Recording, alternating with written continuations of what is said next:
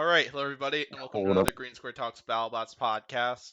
So, we got our episode 12 review, quite a few great fights on this fight card, quite a few quality robots on this thing, and lots of fun to talk about here. So, I'm here with Derin returning for another one, and returning after a couple weeks off. BBBN, Civilian Arc, and Blaze are here, and it's possible that we might have Jake Ewert coming on a little bit later on to talk about the match with Sawblaze and possibly get on some of the fun discussions. But right now, busy. Said he might be late, and you get the idea. So, how's it going, all four of you? Smoking that pack, smoking that pack. I've been on a journey searching for the meaning of life, and yeah, Again, How's that been going? 42. terrible actually. 42. It's 42, guys. 42. Trust me, a book said so. Actually, it's 69. Oh god. No, it's 42. God. No, if you look up what the meaning of life is, Google says it's 42. Anyway, I know, I was so making a joke. yeah, this video is gonna be the review of the 12th episode of Battlebots. Like I said, lots of big action, lots of key fights in this one, both for seeding and just postseason eligibility reasons. So, yeah, basically as usual, if you haven't seen the episode yet, there will be spoilers. We'll be talking about the results of it. So if you haven't seen the fights yet, I'd recommend checking those out first. So, I don't think there's really much more to talk about. Let's go ahead and start talking about the first matchup. Yo. Alright, so Lockjaw and Mad Catter led off the episode. Battle between two pretty nasty vertical spinners and two pretty insane drivers. Two robots sitting at 2-1 at that point, and only one of them could advance to that Covenant 3-1 and for sure guarantee a spot in the bracket, even though I'm personally expecting, regardless of winner or loser, I think both robots are pretty safe to make it in. But yeah, we got a beast of a brawl here, and this one was probably one of my favorite fights of the entire episode, and we got a lot of good stuff out of this. So, y'all want to share your thoughts on this fight? I'll go first. Yep, Darren's Man. first. Alright, this fight was pretty good. At first, the first a couple, I think minute of the fight or so was the classic. It was going about the way I expected, with Lockjaw getting kind of beaten. Lots of good driving from both of them. Then hits, where Lockjaw getting flipped around and getting its wheel cut up. It returned fire on Mad Catter, and it managed to kind of cripple them a little bit.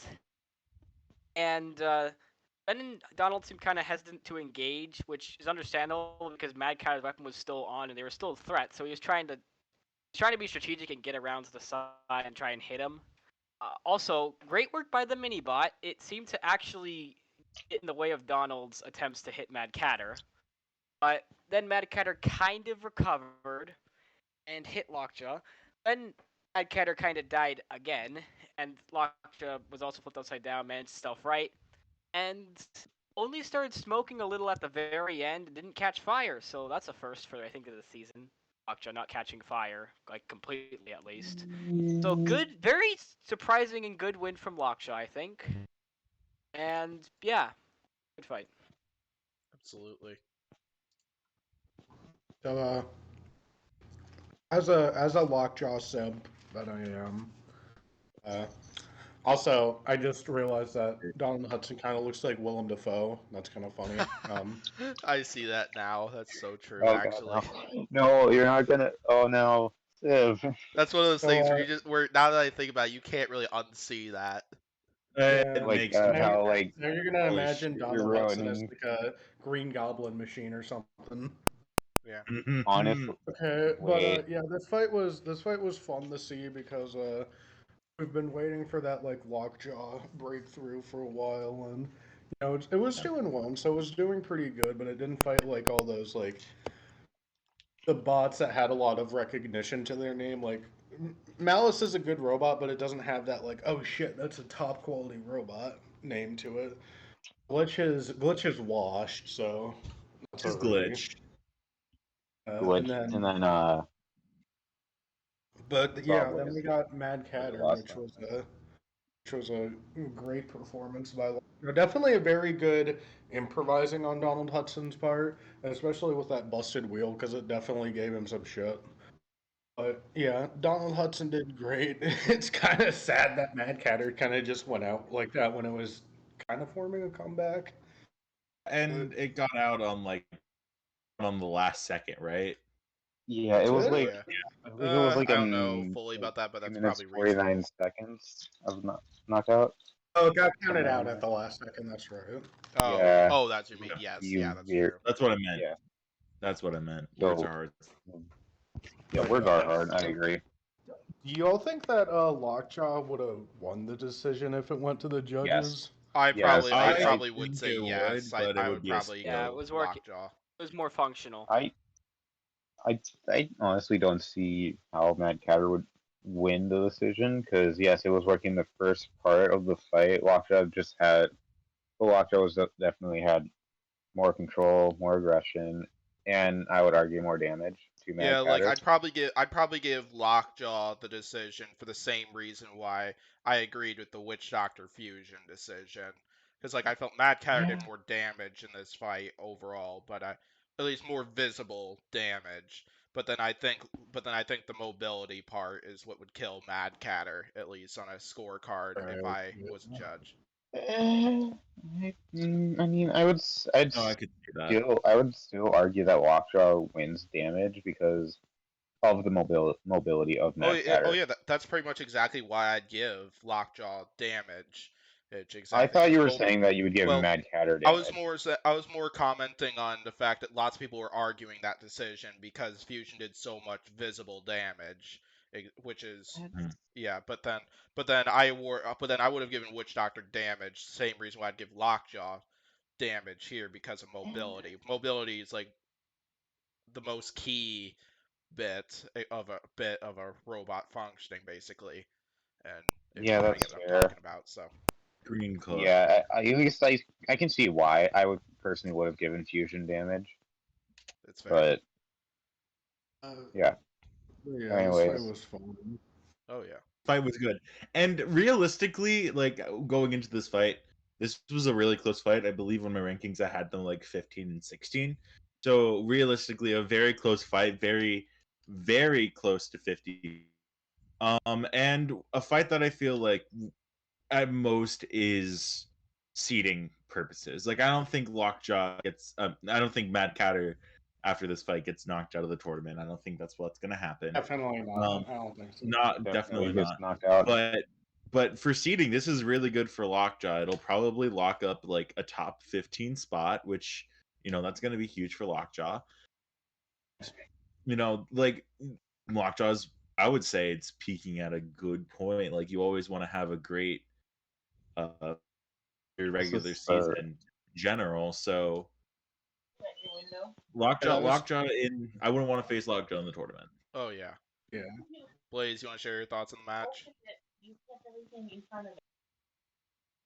Okay. Well, yeah, He's my going thoughts on the ahead. match. Good rebound from Lockjaw because Mad Catter definitely had the start of this match, winning the ground game very early on and puncturing a tire on Lockjaw, and Lockjaw managed to rebound. I kind of wonder if some of the early drive problems were maybe Mad Catter might have been high centered on their bottom plate at least, because Lockjaw did get a few good hits on the underside, but I don't think I've seen a damage report, so I don't know for sure. I'll let Derin talk in a moment, since I'm guessing Derin's got the actual reason and for what was going on there. But regardless, that was great driving from Lockjaw, especially in the later portion of the match, and definitely like BBN said, it was a great bounce back for Lockjaw, and kind of a really good proving grounds match, especially since the Mad Catter is definitely one of their bigger opponents on their schedule. So I go. yeah, for sure. So yeah, go ahead. All right. According to the Mad Catter Instagram post, on our front wheels we have two separate motors powering each wheel. One of the sensor cables frayed, causing the signal to be intermittent, which made the front wheel lock up at times, but also let them randomly and mysteriously drive fine for short parts of the fight. So that explains the intermittent driving. That makes sense. So Okay, Okay. that tracks.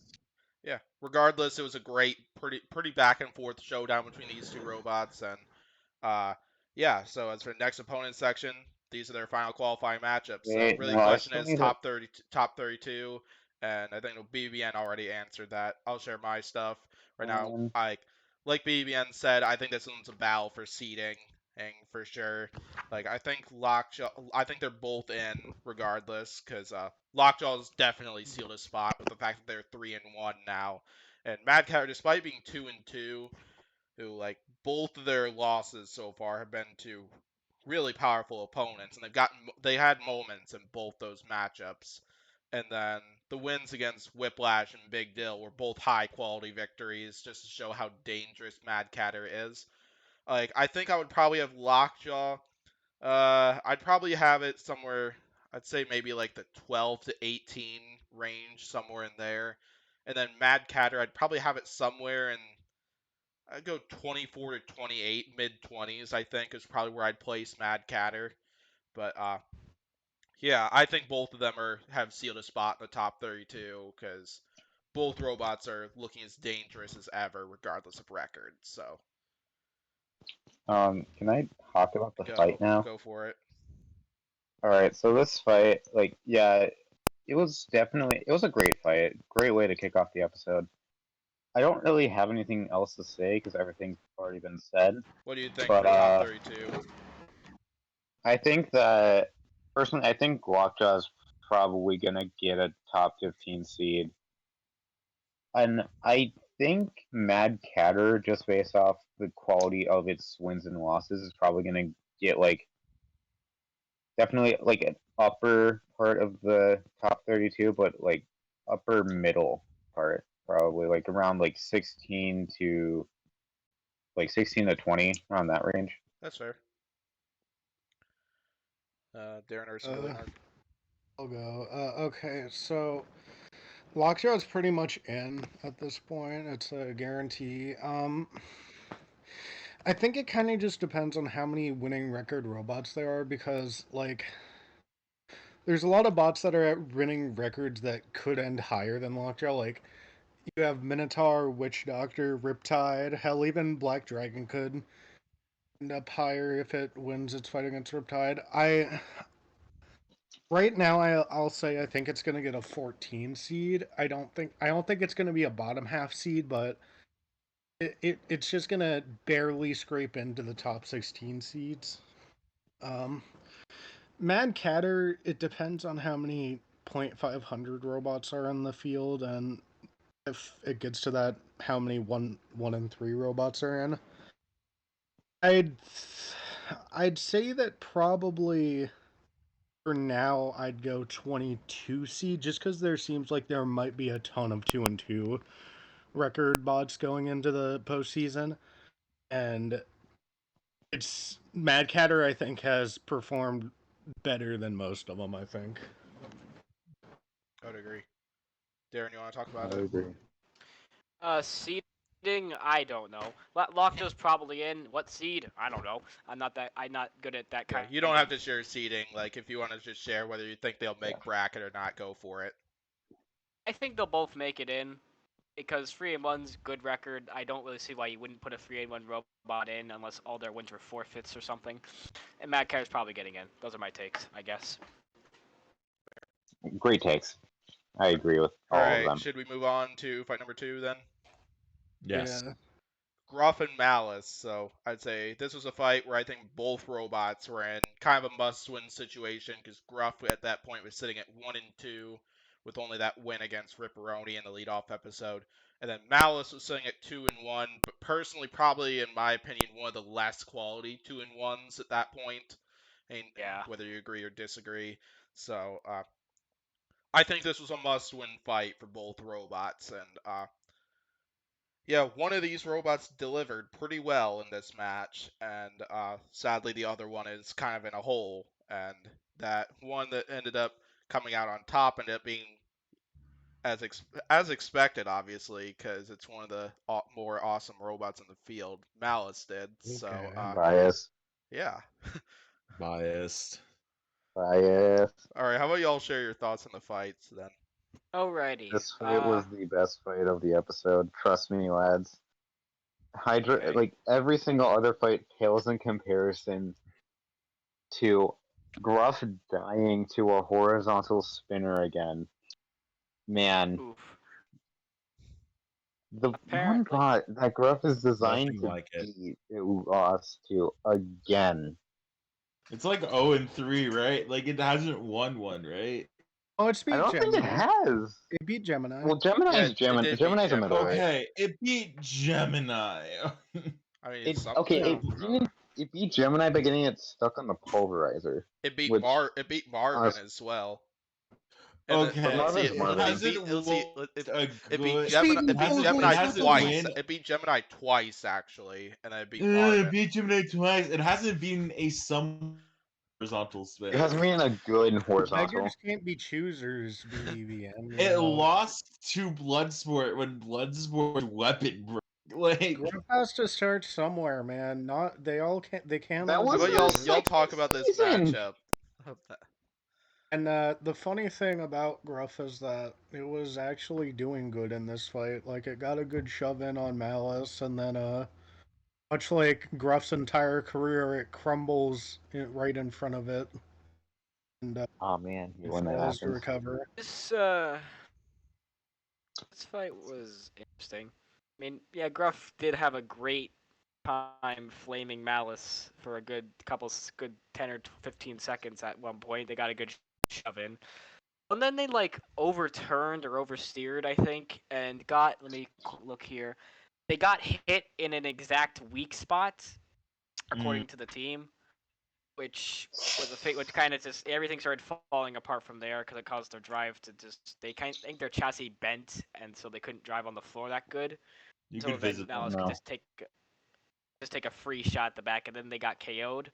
Malice with an admittedly pretty good win there, so yeah. Yeah. Just some solid frame shifting shots from Malice. Like it wasn't anything of rough like across the battle box. Like it wasn't really flashy, but it was some frame shifting shots. And I mean, Malice was basically going into this fight 1 and 2 because it's fight with the multiplier and all of that jazz. You know, credit where credit is due. Like wins like this are clutch. Wins like this are very are needed. They needed to win this and they delivered. For sure. Yeah, my thoughts on this. Yeah, great driving by David Lau for this match on Malice's end. And I think forks were what really held Gruff back at the beginning of this match and definitely kind of foiled Gruff from getting underneath Malice quite as easily in this one. I was glad to see Gruff did have a really good moment in this match, like pinning Malice against the screws and then torching it. I don't think we've seen a good flamethrower moment on another robot since the Kraken fight in Hunters a couple seasons ago. And definitely Malice clearly fireproofed the robot pretty well because Yeah. it looked like it didn't affect them at least that much in this one. And yeah, and like Derin and all the others said, it looks like Malice just got the right hits in on the right spots, and that managed to cripple Gruff for this one. Malice definitely needed a statement win, and they definitely got it here. So great win from Malice, and can't wait to see what they do for their upcoming matchups. And same thing with Gruff. So let's talk about their top 30. Let's talk about top 32 stuff for these two robots. I'll just go right now since I've been talking. As for Malice, I think they're in. I personally think they're probably going to be one of the lower 3-1s of the bunch right there, just because, like BBN said, definitely the emulsifier win was probably a low quality win. The lockjaw win was decent, I'd say. Like there were some quality moments in there. What? The lockjaw loss. Sorry, I don't know if I. Yeah. And then the Valkyrie win was okay, and this one was a statement victory right there. And like I'd probably predict maybe the high teens for where I'd put Malice, maybe like 16 to 19, somewhere in that area. I think they'll be in the bottom half of the bracket, but probably near the top of the bottom half, if you kind of get what I'm saying right there. As for Gruff, Yeah. sadly, I think they're probably out, at least. Their strength of schedule has definitely been big, but just their quality of performance so far, I feel it just hasn't been there, at least. So I personally think that's probably gonna be end for Gruff for the main competition. I hope we'll get to see it once again in Battlebots Champions or whatever Battlebots has planned following this, because I definitely enjoy watching Gruff, and I imagine we still haven't seen Gruff at a full 100% yet, or fully functional, like basically free of gremlins, if you kind of get what I'm talking about. So yeah. So you four want to share your thoughts on those? I think you So- summed it up pretty well. Because Gruff's probably not going to make it in. It would be hilarious if Gruff somehow makes it in, but it's probably not going to. And Yeah. Malice Malice is probably going to be right now. I think it's the worst 3-1. The only one I can think of that's I feel like you can argue is worse Yeah. is Claw Viper, but even then, Claw Viper's been a beast this season. Claw Viper was great, man. Claw Viper was great. Claw Viper is You're only great, but saying I'm that saying, like, because it this- ended on a bad note. Claw Viper's Exactly, good. that's Go why ahead I'm and keep saying. going, Not to Blaze. mention, We'll talk Esri. about Claw Viper in a bit. Okay, epic. So yeah, I think Malice could end up being lower seated than some 2-2 machines. Like, for instance, Mad Catter's opponent, not Mad. For instance, maybe Mad Catter and Claw Viper's opponent, who we will probably be talking about in a little bit. Anyways, so I could see them getting like maybe like 20, like the 20th seed or something. That's fair. I think I said that exact thing. I said that exact thing on my podcast. I was like, this will end Yeah. like not Mad Catter. Malice is gonna end up being a 3-1 robot that's gonna be put in the bracket like a 2-2. Yeah, Because I think that's I how think, it's gonna get spelled out. I think there's be some bots with records that kind of get, treated like they're a worse record than they are, and I think Malice is probably gonna be one of them. Which I mean, Malice is probably the weakest of the 3-1, so it's not a Yes. huge It's not like deal. a huge thing, no. Yeah. But yeah, I'm probably where Blaze and BBBN are at, where it's a 20 seed. I don't think they're getting into the teens really. So yeah. That's fair. Derin, you want to share your takes on it? 'Cause I don't think you have. Malice is probably getting in, though I don't think they're going to be very high. Gruff is not getting in. I don't think they've had any. The only impressive one they've had is against Ripperoni, and they kind of just died in all their other fights. Yeah. So See, yeah, they that's kind of died in the Ripperoni fight as well. that too. At the Yeah, end. Ivanly a strong win. Yeah, I really, mean, yeah, yeah, that's fair. I think that's all to really talk about this one. It was a great bounce back victory and proving point match for Malice, and let's go ahead and move on to fight number 3. So weird to see an alternate fight in the fight number 3 slot and not like the fight number 6 slot, but yeah. Well, to be fair, This fight number this 6 one is one of the awful. matches I was probably more excited for the bunch, because I was personally really looking forward to seeing Dragon King in the battle box, especially ever since we heard that Scorpios was going to be bringing a second robot to this one, and that one being Dragon King, and a big King of Bots robot if you've seen that show. Yeah. So, yeah. Oh my goodness, Zaza. And then taking on Zaza. taking on Dragon King is Doomba, another fellow alternate. Basically, we saw Doomba earlier in the season. Pretty rough first fight against Double Tap, its but then teeth looking to kicked in.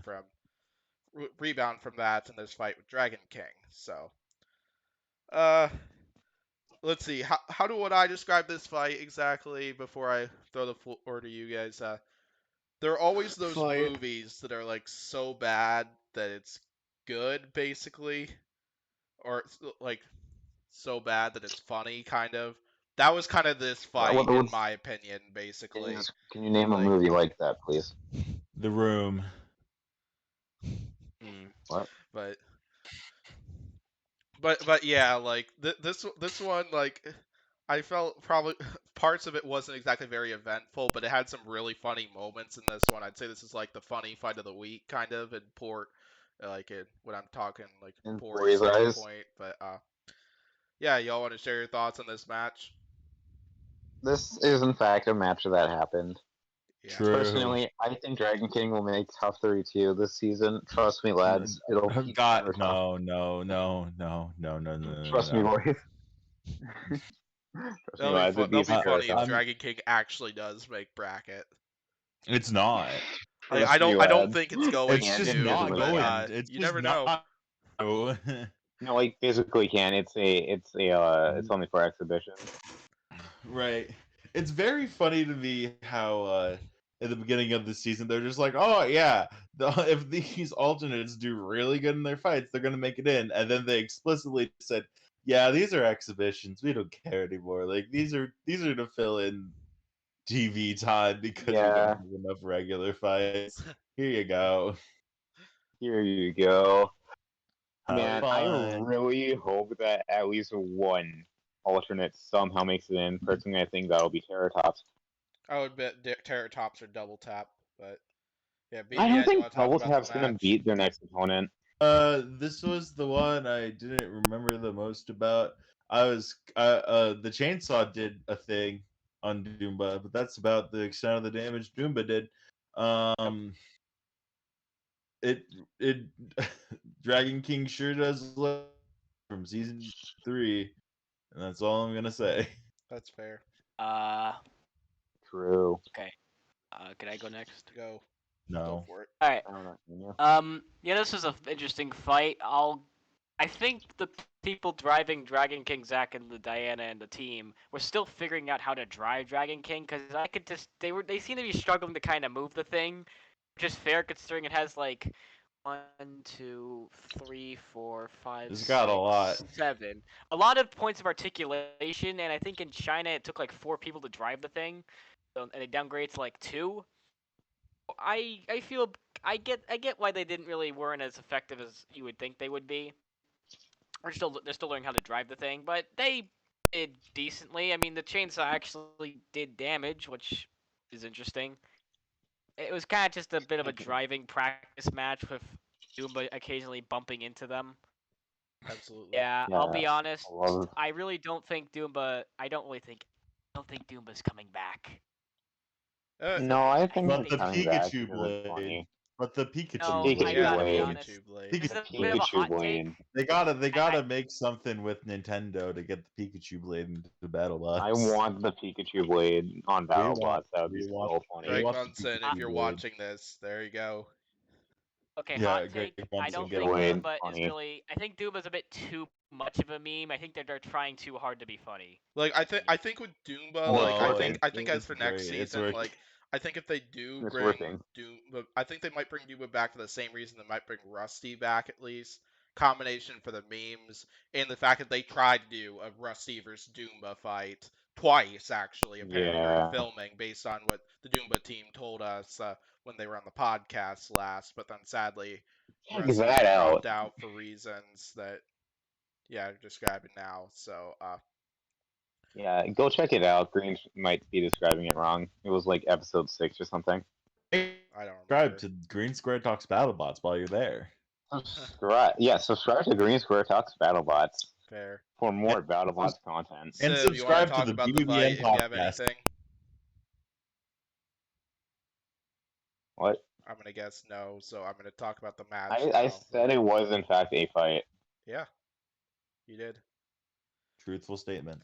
So it made me really happy to see Dragon King work, and I think Zach did a great job driving Dragon King in this one, including the fact that, like you see right in the image there was some defensive driving there from Zach to defend those treads, basically, because Doomba's big target was probably hit the treads with the undercutter and try to rip them apart to take out Dragon King's mobility.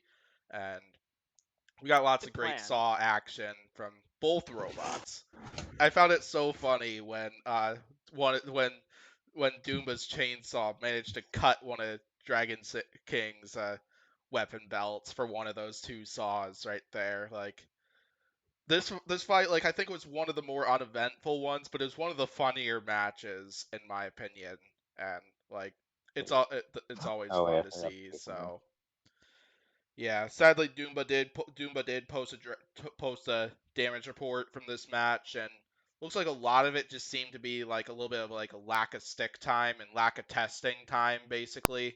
Because like it sounds like they completely built the robot like ground up from like their last matchup, and I think they tested out like a new drive system I think for this one, and like yeah, there were a bunch of just very key driving errors very early in the match, including one that just killed the undercutter, basically rendering them to only use the chainsaw as their weapon for the rest of the match. And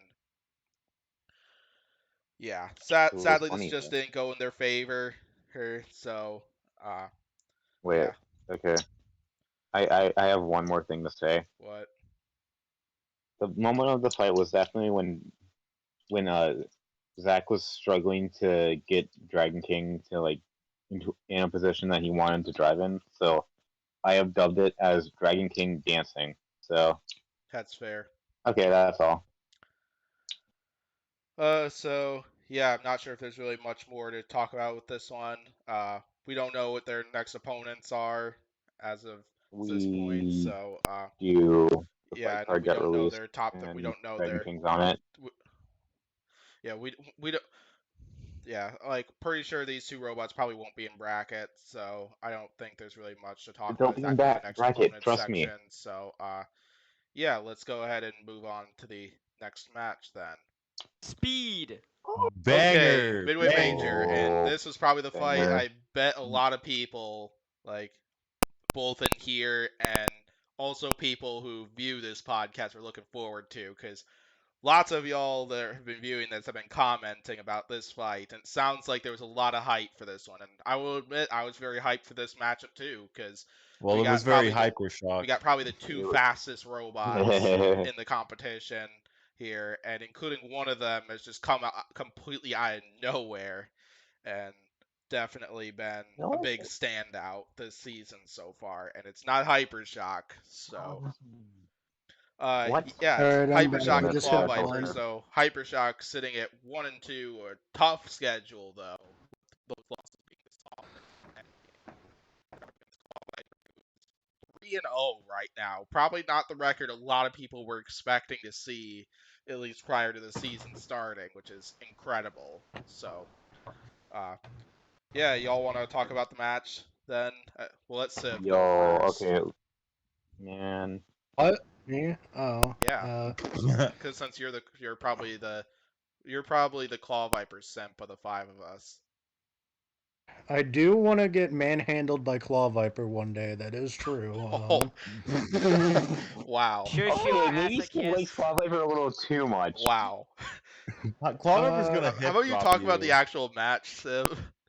But No. yeah, this was fun to watch. Actually, no, it wasn't. What the fuck? Why would Kevin Malcheski throw this fight like this? Oh, what? You could have been 4-0 here, and you let Hypershock beat you. It's probably good sportsmanship. You know, they don't want a big name like Hypershock and Will Bales to go out I see before that the Pori tournament even talk. starts. I see the You know, saltiness brewing in. I but, see you the know, I see the Pori talk. Claw saltiness Viper, coming up right now. Claw Viper could have been 4-0 Uh, here, and Kevin just Oh, felt bad for Will. So You're you know. right. Claw Viper could have been 4-0. Just like I But could have it's gone to my not. girlfriend, but it hasn't happened yet. So Wait, what? Oh, gosh. Relationships. Well, I'm going to talk about Imagine. this quick because I got a few things I would want to talk about this one. So I'm going to take the floor here, then I'll let the other three talk about this one. Man. So, yeah, we saw Claw Viper coming out of the box rush as usual. Sadly, was unsuccessful this time, and Hypershock basically, what I'm just gonna say now is basically I knew whoever was gonna determine the pace of the match better in this one was gonna be the one to win this match, and that was Hypershock. Hypershock determined the pace of this one, got the first hit in, and just did not let up on Claw Viper, and yeah, that ended up resulting in the death of Claw Viper. Kyle from Hypershock did a really good and very well detailed recap of this match, and Claw Vipers seem to be having spare part problems at least. Because Yes, they did talk basically about what we that. heard is they ran out of what it sounds like is they ran out of their primary type of wheel and ended up coming in with a couple tires on this one with a lot less traction than what they're used to. So I think it probably what Derin just said. And so that caused them some traction problems apparently. It didn't affect their speed much because we saw them still racing across the arena Yeah. and Yeah. but still and apparently Kyle even talked about also how close they apparently came to completely decapitating Claw Viper in that one with some of those hits they got on top, Oh, which is that would have been major. very funny. So That would have been hilarious. That yeah. would have been hilarious. Yeah, and so I think Anyways. some of those things and just less stick time, at least with this like new version of Claw Viper, exactly like with those new wheels in there, kind of hurt Claw Viper a little bit because it looks like there was a lot of oversteering and understeering in parts of it that Hypershock really took advantage of in this one. So, yeah, regardless, it was an exciting fight to see, and I think both of them will make bracket. I'll talk about where I think they'll be placed in a little bit, but yeah, I think that's pretty good. That's pretty much like the basics of what I really had to talk about with this one. So I'll leave the floor to the other three of you. All right. This fight was probably the best of the episode, in my opinion. Honestly, should have been the main event. Ooh. Trust me. I feel like the Definitely. main event had more, like, just in general, but But like this fight was better. Trust me. yes, that's true. I know there was people talking about. I remember someone. I believe it was. We were talking about this guy before the episode started. I won't say his name, but he was talking about how. No, wait, no, it was Ryan fucking Ambergy. Never mind. So he was saying how Quad Viper threw because he drove side first into Hypershock.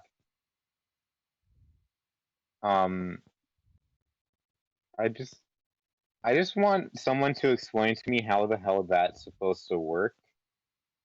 It's basically showed his side and Hypershock hit it or something. I don't know. Mm-hmm. But, Well, no I way mean, was Claw Viper Viper went for the throwing, box though. I rush, and disagree then with anybody Hypershock who said says Claw no. Viper was throwing. So Yeah, Claw Viper Claw definitely Viper, threw. Trust me, lads. yeah, I mean, Claw Viper went for the box rush, missed the box rush, and then Hypershock was like, "Oh fuck, I got this time. I got this opportunity. I'm going to ruin someone's day and ruin Claw Viper's day." Which is why I want to point out something that I think this is a very important fight in the BattleBots community because this entire run is an important part in the BattleBots community because it shows that, well, for one, that non-spinners can kick robots' asses and look cool doing it. Like, True. and it doesn't have to be a flipper. It doesn't have to be a boring piano key wedgelet bot like Blip, and it doesn't have to be a Jake Ewert and Hydra, but it can be a very competent, very fast suplex looking robot. And the other thing that this fight shows is that Kevin's just a real stand up guy because he let Hypershock win. Oh my god. Yeah. I'm happy. I was half Man. expecting Jake to join while you were saying that because that would have been a very funny time to join. it probably would have been. Derin, you want to share your thoughts on the match if you haven't already? Well, this was a fun one. I mean, first of all, yay Hypershock. You put an end to the damn snake. I was very happy to see that because Well, I'm not. I'm a fan of. I'm more. I was happy to see Hypershock get a win, and I was kind of also happy to see Cloud Viper lose for once, because dang.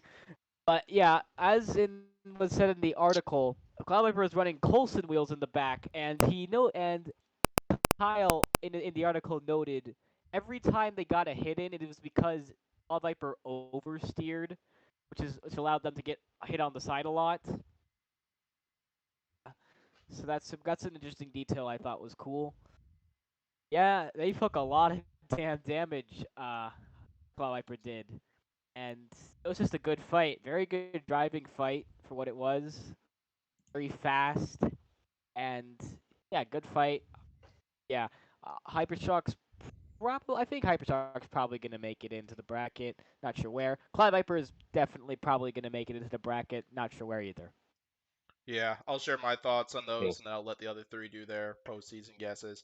I think both robots are in as well, because Claw Viper, absolute beast of those first three fights. Like, probably not the highest strength of schedule, at least in those three fights, and like I'd say they've had a pretty good strength of schedule, because like Ominous and Overhaul might have been might be on like a lower tier, and then Ribeye and Hypershock are pretty high tier robots. Not to mention they dominated against one of those two robots, and but the quality of their performance so far, even though this one was a mess, like their quality performance has been great. So I would probably put them. I don't think I'd probably go top 10 exactly, but I'd probably aim somewhere in the 11 to 15 area. I think that's probably where I'd put Claw Viper personally. But like, because like I think Claw Viper's got one of the better 3-1 records in my opinion, with especially with how well they performed in those first three matchups. But that's just my opinion at least. Hypershock, like Hypershock's probably at least not, coming into the season. I would have disagreed with this, but coming now, Hypershock's probably had one of, if not the hardest schedule this season. Like, yeah, because like they got Sawboys, Whiplash, and Endgame, who are apparently all ranked higher than Hypershock, at least in the preseason power rankings. And then Claw Viper, who I think was kind of meant to be like the easier opponent for Hypershock, but then proved not to be because Claw Viper just came out of nowhere and was 3-0 at that point. So, but regardless, though, this was a brutal schedule for Hypershock, and Hypershock had some quality moments in those two losses and two very high quality victories. So I think Hypershock should be. I think bet Hypershock will be in the bracket. I'd probably bet somewhere in the mid 20s as well, similar to Matt Catter. So yeah, that's probably why I think those two robots. So you three want to share what your seedings would be like? Okay. Yes. Mine might be a little weird. I'll go last. Okay, I'll go first then. So for being also something to keep in mind for Claw Viper is that it beat the 2 seed of last postseason, and which is pretty impressive, and also damaged the arena, which is pretty cool. So I'll go. I think Claw Viper here is for being 3-1 and very impressive, and also for just being a stand-up guy all around for letting Hypershock win. I think I'm gonna have Claw Viper get the 10 seed here. I think it's earned it. Uh, Yeah, Hypershock, it deserves it after letting Hypershock into the tournament. yeah, man. Yeah, definitely. Hypershock, Hypershock. I think it's right. I think it's right below Mad Catter is what I want to say. I think it's gonna get like the 23 seed. I think Mad Catter's just been a bit more dominant in its fights. You know, it's put what the fuck? It's put Big Dill through some hell. It's also put Lockjaw on the ropes. But yeah, I think Hypershock. It's a good 2-2, but I don't think there's like.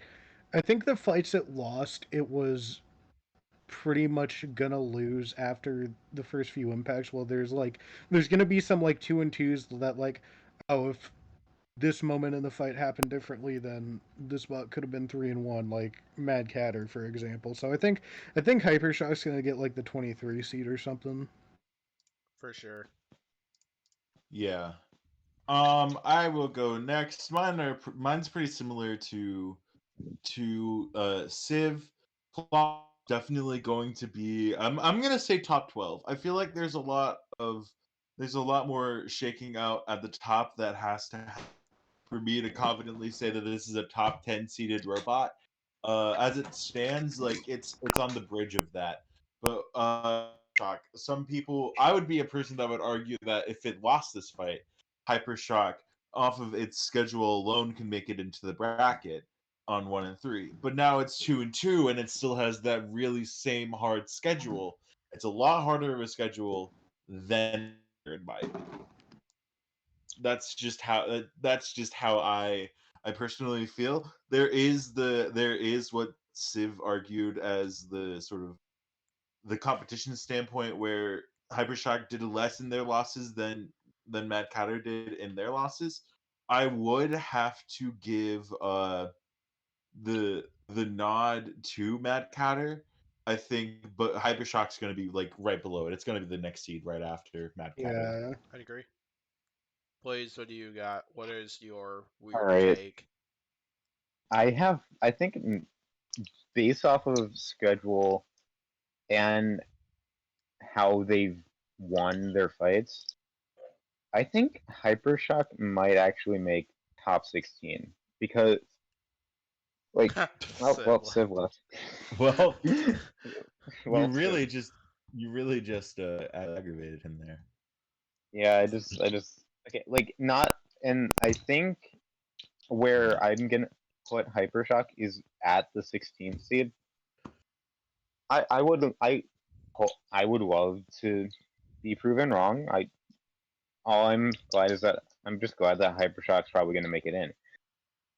I probably put Claw Viper, assuming that right now I would probably put Claw Viper at the 12th seed, but like then again, at what BBBN said with the whole with everything, just the top needs to get sorted out and stuff. So yeah. For sure.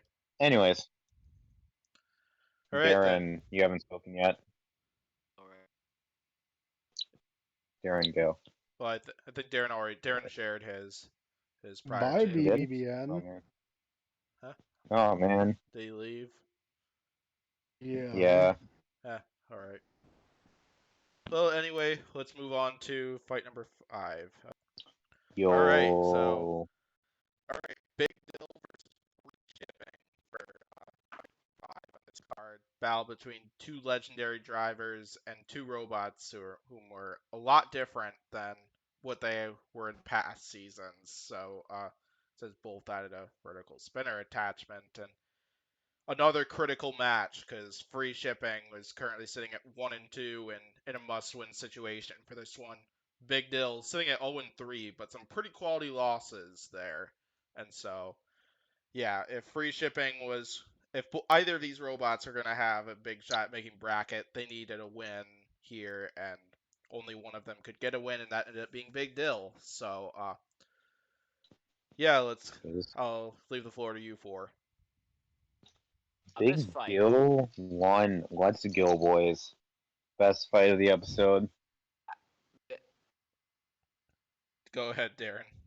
Alright, so this fight was surprising, actually. Big Dill managed to KO what is effectively Original Sin with a token spinner on it. That takes quite a lot of work. Don't forget the Especially for a spinner flamethrower. that's small. Yeah, as well. Also, that mini bot was actually pretty good. Like, I know It held its own.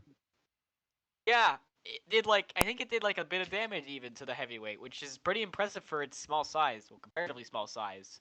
That was good.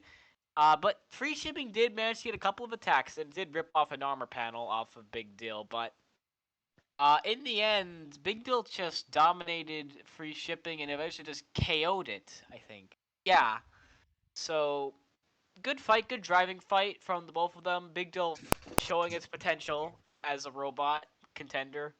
Free Shipping, they tried their hardest. They tried. As for, I'll leave my predictions for after the fight discussion.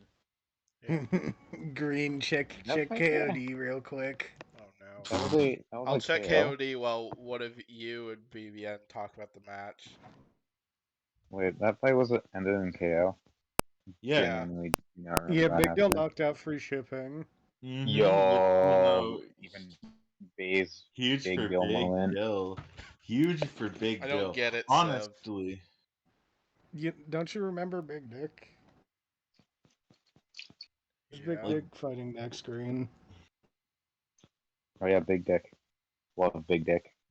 Wait, But yeah, Big Deal. It was fun watching Big Deal be good. Cause like the thing with Big Deal that frustrates me is that if it didn't randomly die half the time, it could genuinely be in a 4-0 robot, It could.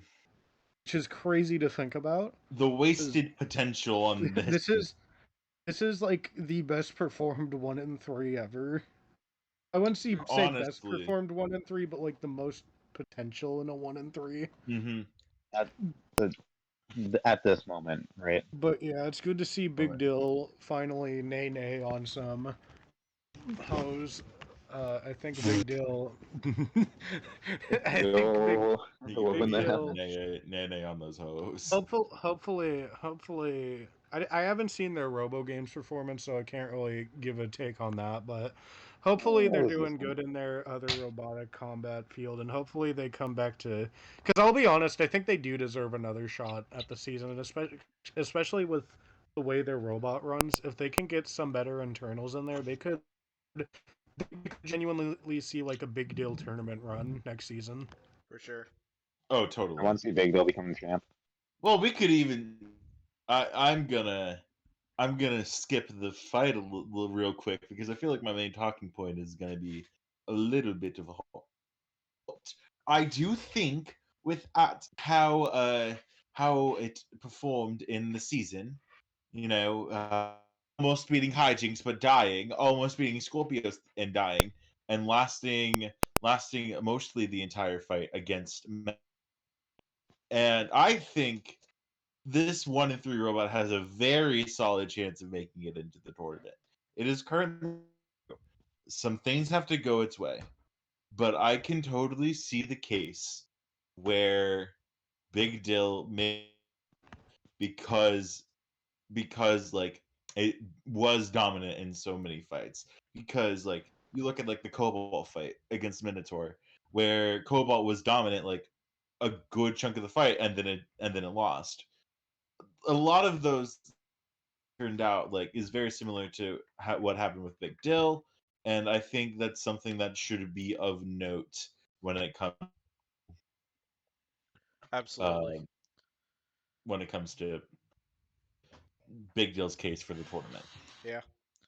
So as for my thoughts on the match, then yeah, great performance from Big Dill once again, and like this fight and their previous 2 matchups have all been very high quality performances, even if the first 2 ended in a loss right there.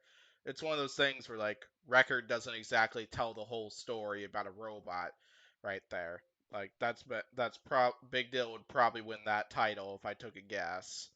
So, yeah, Big Dill won the ground game pretty early on. The vertical spinner was a bit more effective in this one, and like Derin said, it was nice to see some good mini bot action there. Like, I don't think it did much damage wise, but it slowed down free shipping and knocked it off balance once or twice, which is always a positive thing. And I think it knocked free shipping off balance and lined it up for that big hit that sent free shipping flying, which was incredible to see. Like, definitely a lot of people like myself, as one of them, definitely underestimated how deadly that vertical spinner was going to be at the beginning of the season when we figured out that Big Deal was going to have a vertical spinner module. And I kind of wonder if they learned the lifter and then vertical spinner tactic from Terror Tops, because they were kind of using that in the match. And yeah, lots of good strategic driving from Emmanuel to win this one. And yeah, so I'll go ahead and share my top 32 status. Personally, I think neither robot is going to make the top 32, unfortunately. But I think if one of them did make the top 32, I would definitely choose Big Dill over free shipping from there, because like they're both sitting at 1 and 3 right now. I think Big Dill, like, I'd say their strength of schedule is relatively even between these two robots for the most part. But then Big Dill has had a higher quality of performance here, because like free shipping looked okay and the had a decent win against Gigabyte, but like it got dominated and manhandled pretty badly, and especially the Minotaur and Hydra fight, and somewhat this one and two. And but then Big Dill, on the other hand, like BBN said, because BBN was talking about this earlier, like definitely the hijinks loss was a disappointment, and that is the reason why I'm leaning towards I don't think they're gonna make brackets. But holy crap, their performance in the Scorpios, Mad Catter, and this fight were all phenomenal, and I could see Big Dill going on a serious run in Champions, at least with how nasty that robot has proven to be. And I think it was Civ who said this one, but BBN I think said it too. I think Big Dill proved themselves to where I think Battlebots should definitely give Big Dill another season. So just because like that vertical spinner is very exciting to see, and once they figure out all the kinks that prevent them from dying randomly, kind of that thing is going to be a force to be reckoned with, as we saw in this one and then they're in the Mad Catter fight. So, what are y'all's thoughts on seeding then? I think I already Seeding said my wise, stuff. Yeah. Yeah. seeding wise, free shipping's probably not making it in. Big Deal might make it in. It depends on what other 1 in 3 robots there are. Expect like 2 or 3 of those robots to get in. Depends on who's in that group. Really does depend on who's in that group. I gotta be honest. I'm not sure. Yeah. I'll quick say this before I leave the floor. I think Civilian Arc was about to talk. I do think I could absolutely see Big Deal sneaking into the top 32. Like, don't think I'm saying like I'm confident that Big Deal's not going to get accepted into the bracket, because that's not true at all. Like I think it's unlikely they're going to make bracket, but I think it's very possible that they could sneak in there and get like a very low seed. So Yeah. Okay. I don't think either bot's getting in for three reasons. For paranoia, second for irritation, and third because my ear infection's starting to clear up. Oh, good for you. Oh man, yeah, those are very solid reasons why Yeah. neither robot will Okay, make I it in. think Big Deal makes it in. If they do make it in, I think they're gonna be like the third, like the 32nd or 31st seed. Yeah. Definitely, Yes. like I want to see them like upset like Riptide or Minotaur or Witchstalker, because that would be hilarious.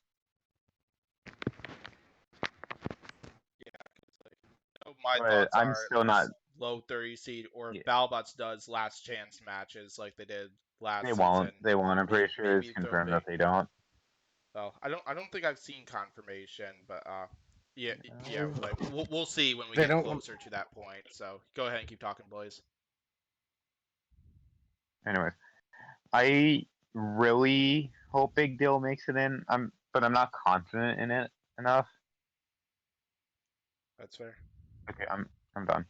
It's gonna be like a P1 situation. Yeah.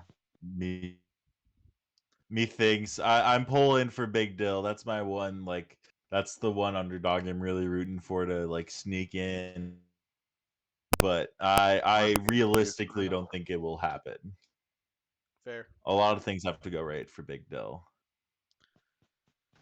All right, should we move on to fight number 6? Yeah.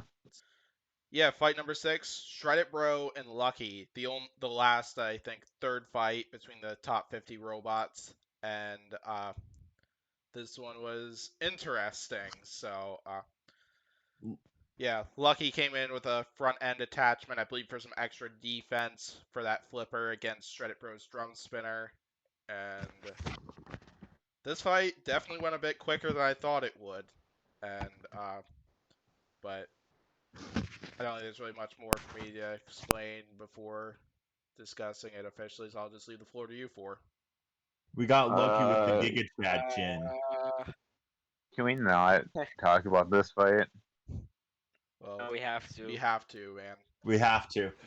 I'll go man. For first, so I can Pori's take sake, pain. because Pori would want us to talk about this one. Okay, so this fight. Shreddit Bro, I just feel bad for them because the drive was working fabulously in this fight. Like they were driving amazingly, but the weapon just decided to say "fuck you, I'm not working today." Just I like if the weapon can. I know we've seen it does have potential because it's hit things pretty damn far before. They just have to make sure it keeps working. I think Lucky did a good job staying on them and then flipping them into the screws. Into the so they got stuck toaster? behind. Yep, yeah. They Into made the a good toaster. shirt. There's a good shirt now about that fight. There's a really good shirt with Shreddit Bro in like a toaster, and it was kind of hilarious. That's very funny. Poor Shreddit man. Bro. I feel bad. I really do feel bad for them. Lucky though, good on them. They won. I'll wait before discussing their next opponent. I'll let you all discuss the fight first. Alright. Okay, This fight so happened. so I do have. Oh, you wanna go, Blaze, or can I go? You can go. Mine's pretty short, so if I can go. Okay, so my words is Pori, you suck, idiot. Get trolled, loser. Wow. It'd be funnier if Pori was here. Wow. Yeah, it would be. You offended a fellow PA for that. I'm gonna tell Pori immediately, and we're gonna go to your house in Arizona and demand. Keep going, Civ. Oh no, that was pretty much all I had. You go ahead now, Blaze. Okay. All I have to say is that I loved when Lucky flipped Shredder Bro into the toaster, man. That was the best part of the fight. It's fair. Okay, I'm done now. So, yeah, I'll share my stuff on this one. Sadly, it sounds like Shreddit Bro was still not at 100% in this one, unfortunately, because yeah, it looked like the drum spinner was just not spinning up to full speed that as quickly as what we've seen in like the beginning of the Horizon and Ominous fight, right, which is kind of unfortunate, but yeah, it is what it is, basically. So, Lucky, another killer driving performance right there from Matt Olson. Matt Olson has just been on point with his driving so far this season, even if the strength of schedule like hasn't been the highest for Lucky so far. Like definitely this was another great driving performance from him, as I said already. Lucky got the flips in they needed and got Shreddit Bro stuck in the back of the screws right there. I will be honest, I still think we haven't seen the full potential of Shreddit Bro, at least. Because, like, I think that thing has the potential to be a real killer robot in the Battlebots. It's just we haven't seen it yet. The drive has been having issues, or the weapon was maybe having issues. Something like that. But, yeah, you kind of get the idea. So, like I think if we see Shreddit Bro working at 100% for this overhaul fight that they got next, or champions or whatever else they're competing in, I think Shreddit Bro could absolutely make some noise. So yeah, let's talk about their next opponents. So both these two robots have a fight number 4 coming, and Lucky's got Cobalt for an opponent, which is probably by far the toughest opponent they've had so far. Shreddit Bro is taking on Overhaul. So, yeah, what are our thoughts on those matchups? I'll go first again. Lucky versus Cobalt. Ooh, it depends really on it. It's just gonna be kind of a driving fight. If Lucky can get around and get under Cobalt and just flip around, they probably stand a good chance of winning. But if Cobalt manages to stay grounded and get around the Lucky's sides, I don't really see what Lucky can do against getting hit by Cobalt, so it's gonna be a pretty close fight, I think. Shreddit Bro versus Overhaul.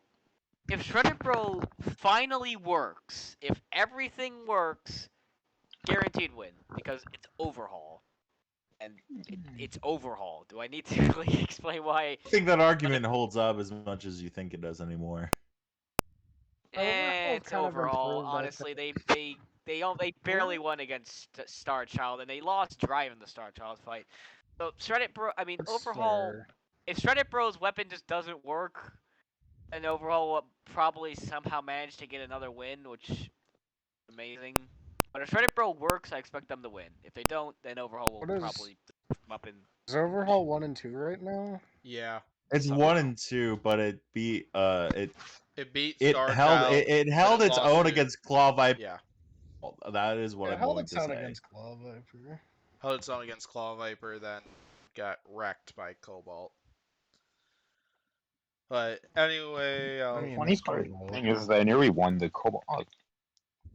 I'll share my picks for this one. I'm gonna start with Shreddit Bro and Overhaul. Like I'm not convinced. Like while I do have hope that we'll see Shreddit Bro working 100%. I'm I'm not confident in it right now. Oh, basically, I have to go Overhaul for that one. Like Overhaul is gonna be my pick for this one. It's like if Shreddit Bro's weapon lasts as long as it did in its second fight, and sadly it had issues. It looks like in this fight possibly. I'm not talking. And oh, it sounded good to me. I didn't want to talk over them. Uh, I think so. It's the man. It's the man. It's the man. He's here. Oh, It's, He it's the exists. man. Jake boy. Holy, it's him. Holy It's him. He's here. I don't know what you're talking about. Oh my gosh, That's he's not Jake, never speaking. mind. Oh my gosh, this is so. Never mind, guys. He said it wasn't him. Never It mind. wasn't. We It's got an not imposter Jake. again. Oh dang it, Not dude. Jake. It's the sound alike. Dang it. it's Clint Ewert on that end. Oh, I see. I Um, see. Oh, Oh, why, man. why is it not my picture? This is bullshit. Click the camera. Sorry. I need to get Florian hat on. There we go, Florian hat. There we go. Oh, much better. Oh, There we go. How's it That's going? right. How's it There we going, Jake? go. set up. Oh, Oh, fine, yeah. fine, guys. Yeah. Fine. hello. Yeah, so we're currently finishing up the discussion of this one and talking about their next matchups right now. So basically, I think Overhaul is going to beat Shreddit Bro for their next matchup. Lucky and Cobalt, I think it's pretty much exactly how Mark described it. It's either going to be Lucky's going to control the match and win it that way, or Lucky could be going home in a bin bag. And with how Cobalt's been looking so far, I think I'm going to lean towards the bin bag option, Yeah. unfortunately, even though I really want to see a 4-0 Lucky. I think that'd be really awesome to see. I think it'd be awesome to see a non-spinner go completely undefeated in qualifiers, and fortunately we got 2 control bots that are going to be in the next episode that could go 4-0, so we'll find out. Fancy. Should be great. Also, if Wait, what's Also, the- if Lucky goes 4-0, that means for each Discovery season, there's a flipper bot that's gone undefeated in regular season. That would- Oh yeah. This might be the it's first all, season. It's all resting on Lucky's. It's on all resting Lucky's on Lucky. hands. Oh. Oh, man. All right. Any other We'll do this all resting on Loki.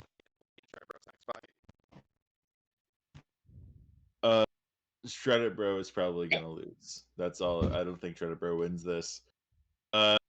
Just in general, even if it does work, I think Overhaul will just be just a better driver. Honestly, Lucky's already in, but we'll see what happens with Cobalt. It feels like this matchup was a prep matchup, honestly, because didn't Jake and Kenny, they were both like, yeah, this is like their setup for Cobalt. Like they're testing this out like for Cobalt. It's possible. Like they were focusing on Cobalt instead of Pain Train during the Pain Train fight. Like they've got this marked on their calendar. I still think Cobalt will win, but Yeah. they're preparing. Anything else, or should we get to the fun fight? Well, Yeah. I mean, Lucky's Well, just is like, it a you know, fun Walmart flip? Bronco, right? I mean, can you even call it a words. flipper? I mean, how high did No, those you flips really go? Like can't. 2 What's feet, really funny maybe? though, kind of like talking about that, somebody in the Facebook group did complain that Lucky needs a bit more power within the flipper, and that how the arena just doesn't favor flippers. There's really, and basically Lucky just commented on that. Their one comment is that there's some room in the back of the screws. So a pretty good That's his reference only for this hope fight. because those new screens they put up in the corners, he's never getting a bot over that. Probably not, but That's a my zone only now. what about Blip? How many flips does Blip have this season? No, not many. At least You know how many At least one. Lucky had last season combined? How many? All his flips. 15. Mm. I get Oh, that in wow. one fight. Yeah. That is fair. All right. Let's move on to the main event. Oh yeah, final time. Oh yeah. See And- Oh, this fight happened. Yeah. Wait, Jake, that's your bot, right? That's your bot. Yeah, No, it's not. that's my Oh my bot. god, Yeah. that's It's nuts. in That's there, crazy. guys. It's in That's there. crazy. Oh my god. Yeah. Oh my goodness, that's crazy. Never thought of that. Yeah, main event time, and this was a fight I was personally expecting was going to happen, like, really ever since Hydra's first season, ever since the 2020 season. That's been a fight I've been predicting is going to happen each season, because we got two of the biggest ground game competitors in this one, and two with a pretty deadly weapon. So, deadly in their own ways, and two great drivers, too. One of them's here in this call right now, and, yeah. So I'd say we got a pretty good Diverse showdown powers here in this between these call. two robots, and definitely was probably going to be a matchup for seeding purposes, I feel, because both robots, I think, were in a great spot to make bracket. So, yeah. So, Jake, what was kind of the strategy coming into this fight, at least?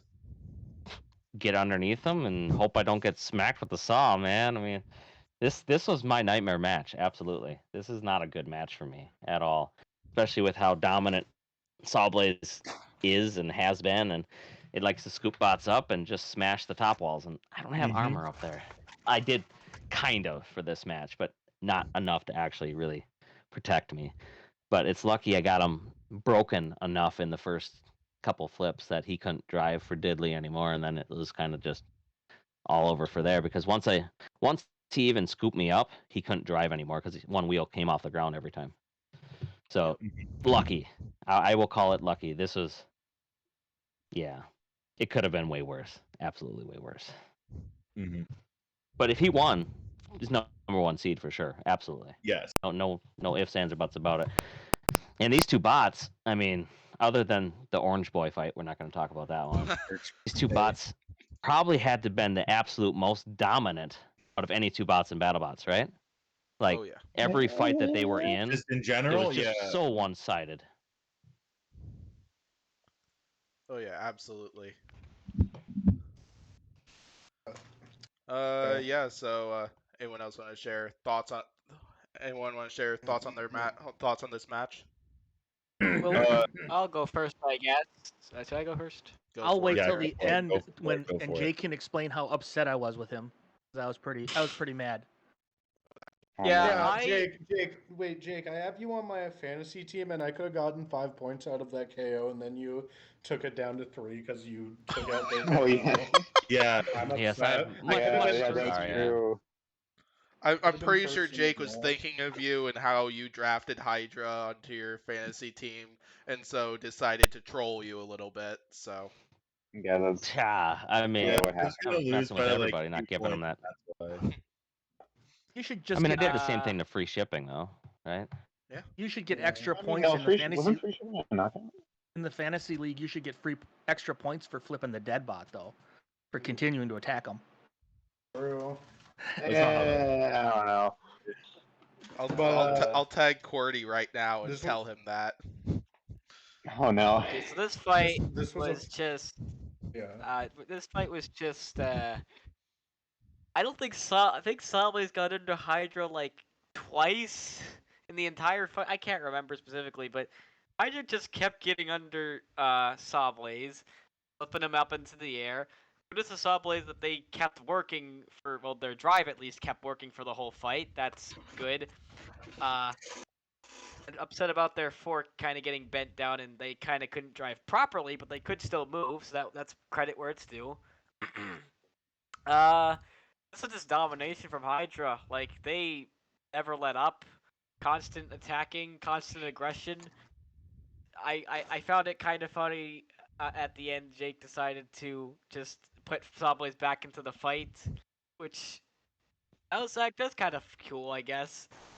And I did like at the end, you and JMO gave a nice big old hug to each other, just kind of as dudes. I thought that was a little nice little thing they included in the edit to show no hard feelings, considering a controversy.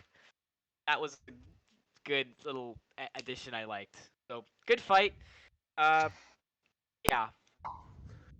So, anybody knows a common 16th of myself, will know one very big important piece of information about myself. Oh God, Oh no. boy, it's this. Yeah. And No. it's Oh, very no. important into this fight, actually, and it's the fact that I don't like Sawblaze.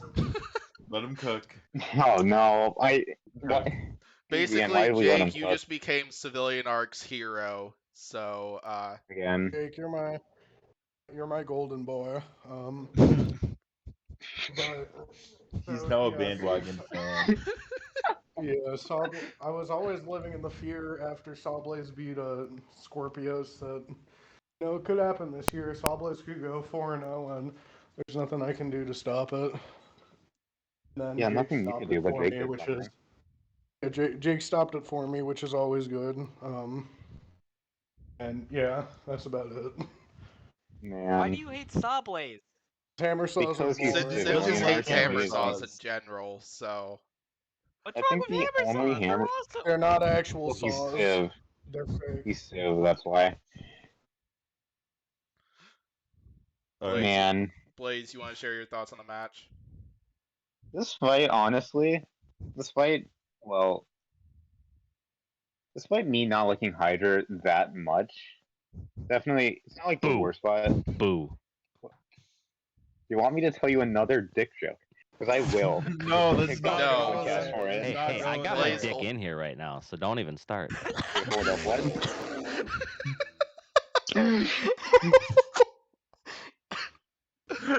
Oh boy. And we're off the air. Yep, we're off Yeah. the air. Big. Green Okay, Square anyways. gets banned from YouTube because of a comment Jake Ewert made. Let's Yeah. Oh, Dude, man, dude, Jake. he's Well, right at least there. you can see subscribe it. to Boot. He's right there. That's Oh, the best we've way said to way get worse you. on our stream on YouTube and haven't got banned yet, so I think you're fine. Oh yeah, Oh, probably. okay, good to know. Okay, anyways, as I was saying, Hydra's okay. Maybe I should reword it because I'm starting to like Hydra again. It's just not my favorite robot. Fair weather Then fans, again, I hate them. Fair weather fans. Man, speaking of fans, I believe BBBN Please has a go on. question for you. Yeah, what's Okay, your- yeah, what's your let me opinion on the let me cook. Blues? I'm just gonna say, if Green's YouTube gets taken down, you could always subscribe to BBBN podcast. There But we go. further, Heck yeah. get the plug in, but for real though, this was a great win for Hydra. I feel like on paper what? this is a fight just because like Sawblaze is known for getting under robots. That's what it does really really well. It takes a similarly good robot that does a great job of getting under robots really really well to be, and Hydra is one of those robots. And as soon as I saw that like middle fork just get bent up, I'm like, okay, yeah, Sawblaze is there's not much it could do. As soon as one of those forks just gets mangled even a little bit, it loses most of its ground game. But very like good props to Hydra in this fight. Oh yeah, 100%. Okay, I was talking about the whole thing that you were gonna ask Jake Ewert about Hydra fans and stuff. Well, anyway, my But takes anyways. on this match. Yeah, I knew this one was going to end in one of two ways. Either Sawblaze was going to get underneath and win it by KO because of a kind of lack of armor on Hydra, at least, or Hydra was just going to get underneath Sawblaze and control the match for the most part. And option number 2 it was, and that's what I was going with my prediction podcast here. Jake won the driving battle, definitely, because I think Saab was just trying to get to the sides of Hydra quite a few times, but Jake did a great job keeping that front towards Sawblaze, just because, especially after that middle fork got bent, Sawblaze is just having so much trouble just trying to scoop up Hydra. Did get underneath it a couple times, and we saw a few Hammersaw strikes, but I'm not sure if it just hit the wedgelets or if it might have just hit the floor, because it didn't look like there was a lot of damage, at least on the front of Hydra. Jake could probably answer that question, or either of our guests could answer that question, and if that's the case or not. But yeah, Sawblaze just didn't seem like it was really able to do much, and glad we got to see so many flips out of it. And not to mention also, I wonder if that arm was loose, possibly, because we definitely saw that definitely didn't have the power to self-right, but at one point it looked a little wobbly that first time it got stuck, making me wonder, was it possibly close to were they as close to getting decapitated as Claw Viper was or something? But yeah, Jake saying no, I would probably agree, but No, what happened was on the first 2 flips or so, his bottom fork bent down where it's not supposed to bend because there's hard stops down there, and that actually curled a chunk of metal underneath his bot, and then it changed where his center of gravity and what actually touched on the front of his bot. So instead of the middle fork, it was the left side little chunk of metal that was stuck down in there. So every time he would get any weight on the forks, he wouldn't be able to drive anymore because all the weight from my bot would be on one wheel and the other wheel was taking nothing. So that was his drive kind of disabled. It had nothing to do with the drive wheels itself. It was just what was hanging down below his bot. And then his arm did look like it might have been a little weak, like broken, floppy, but it was never going to break off. yeah, But my guess after was those few extra flips. my other guess is like it might be the axles kind of from landing so hard just because of gravity, and What? Yeah, gravity's bad. You don't want to mess with gravity. yeah, That's true. Oh man, that makes Hydra sense. does Yeah. use gravity better than anyone, so Yeah, I mean, what about Isaac Newton? yeah, because like my main guess for what was going on there was just that it was a lot of fall damage and might have separated something on the arm axle area, and that's my guess for why they couldn't self-right later on in the match. But yeah, so it was a dominant performance from Hydra once again, and we've seen a few of those so far this season. So There hasn't been any middle of the ground fights. It's one ass kicking or the other, right? One extreme to the next. Yeah, Honestly, that's true. that is completely true. might as well So, ask I've now been- then. So far. Your partner said he was angry at you for something. You want to talk about that, Jake?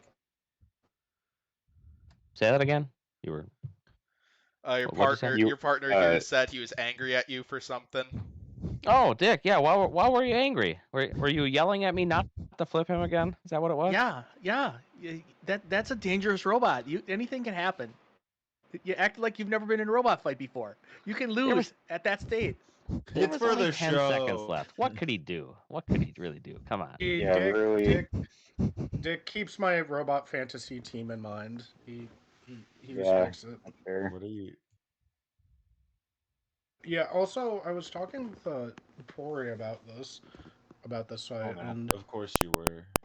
yeah, Of course. it's a dangerous road. But he mentioned that this is a very weird take, but he thinks Hydra was being sort of a coward in this fight, which I don't know how you Like- could think that. Hydra was doing. I'd probably Uh, say I mean, if what Pori was talking it about was was a lot of pretty like cool the at the beginning. waiting for Sawblaze tactic, kind of similar to like the round 1 between Hydra and Tantrum, maybe. But like I don't. You mean sit and spin? Yeah. Yes, that's kind of Yeah. what I was Yeah, the thinking. spin. Spin But to like win. I don't think that's Yeah. exactly a cowardly tactic. Like I think especially for when going up against a robot like when going up against a robot like Sawblaze. I think that's a smart tactic. Yeah. Yes, Yeah. it is. You don't want to show Sawblaze your side. That's not a good look for you. Yeah. Yeah.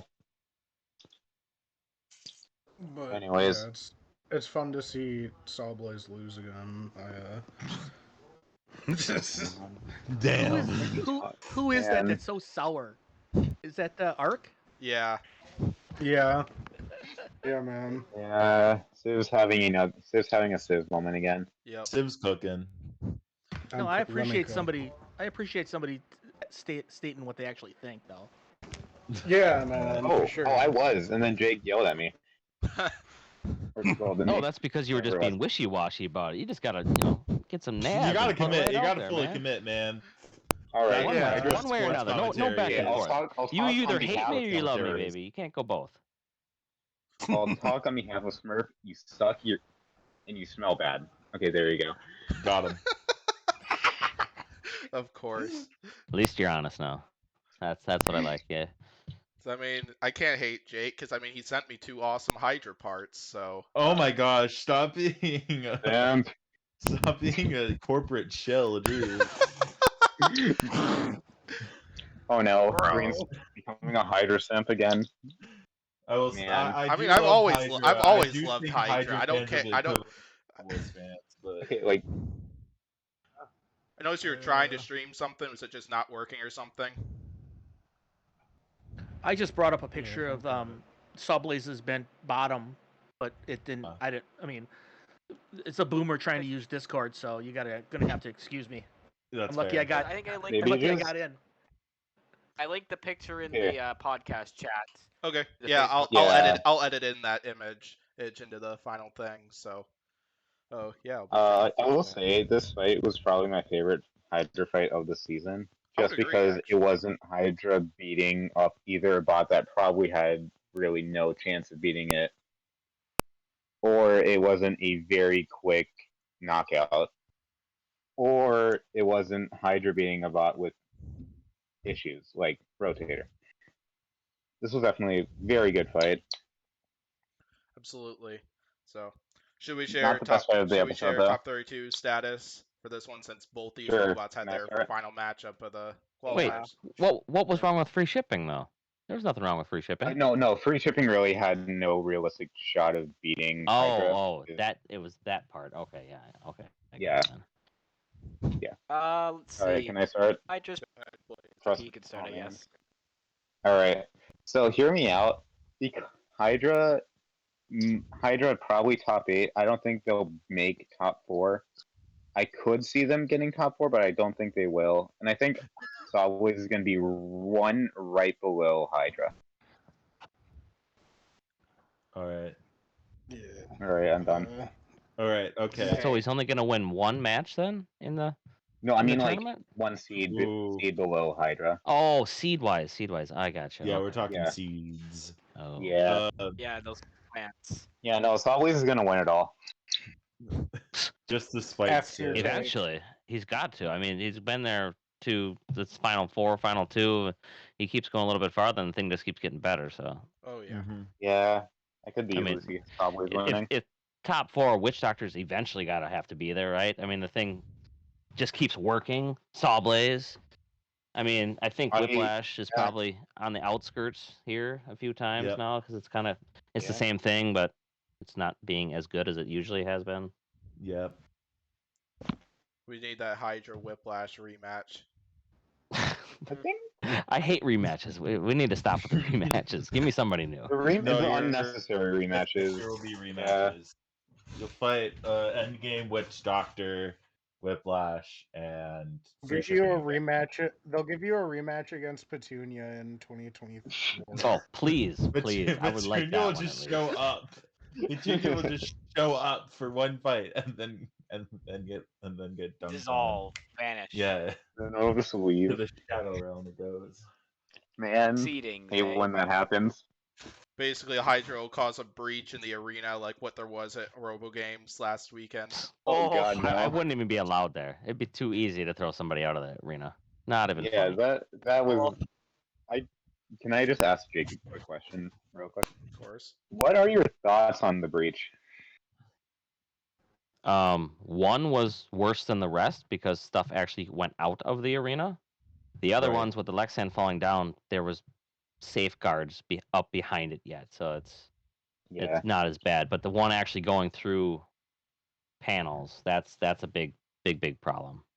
Well, they're still But trying yeah. to deny. They're still trying to deny that something came out. But I saw that metal fork land on the outside of the arena. Oh yeah, right by there's that camera. definitely Yeah, there's video. videos that exist. Yeah. There's Yeah, I have a videos. video. In fact, hold on.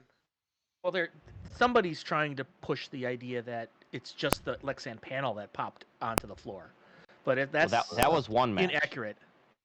One match that happened, but nothing actually came through. The fork did And- come through, and it fell out Yeah. right next to the crowd. Yeah. So I that's, mean, that's not good. Luckily, It's no one got hurt though.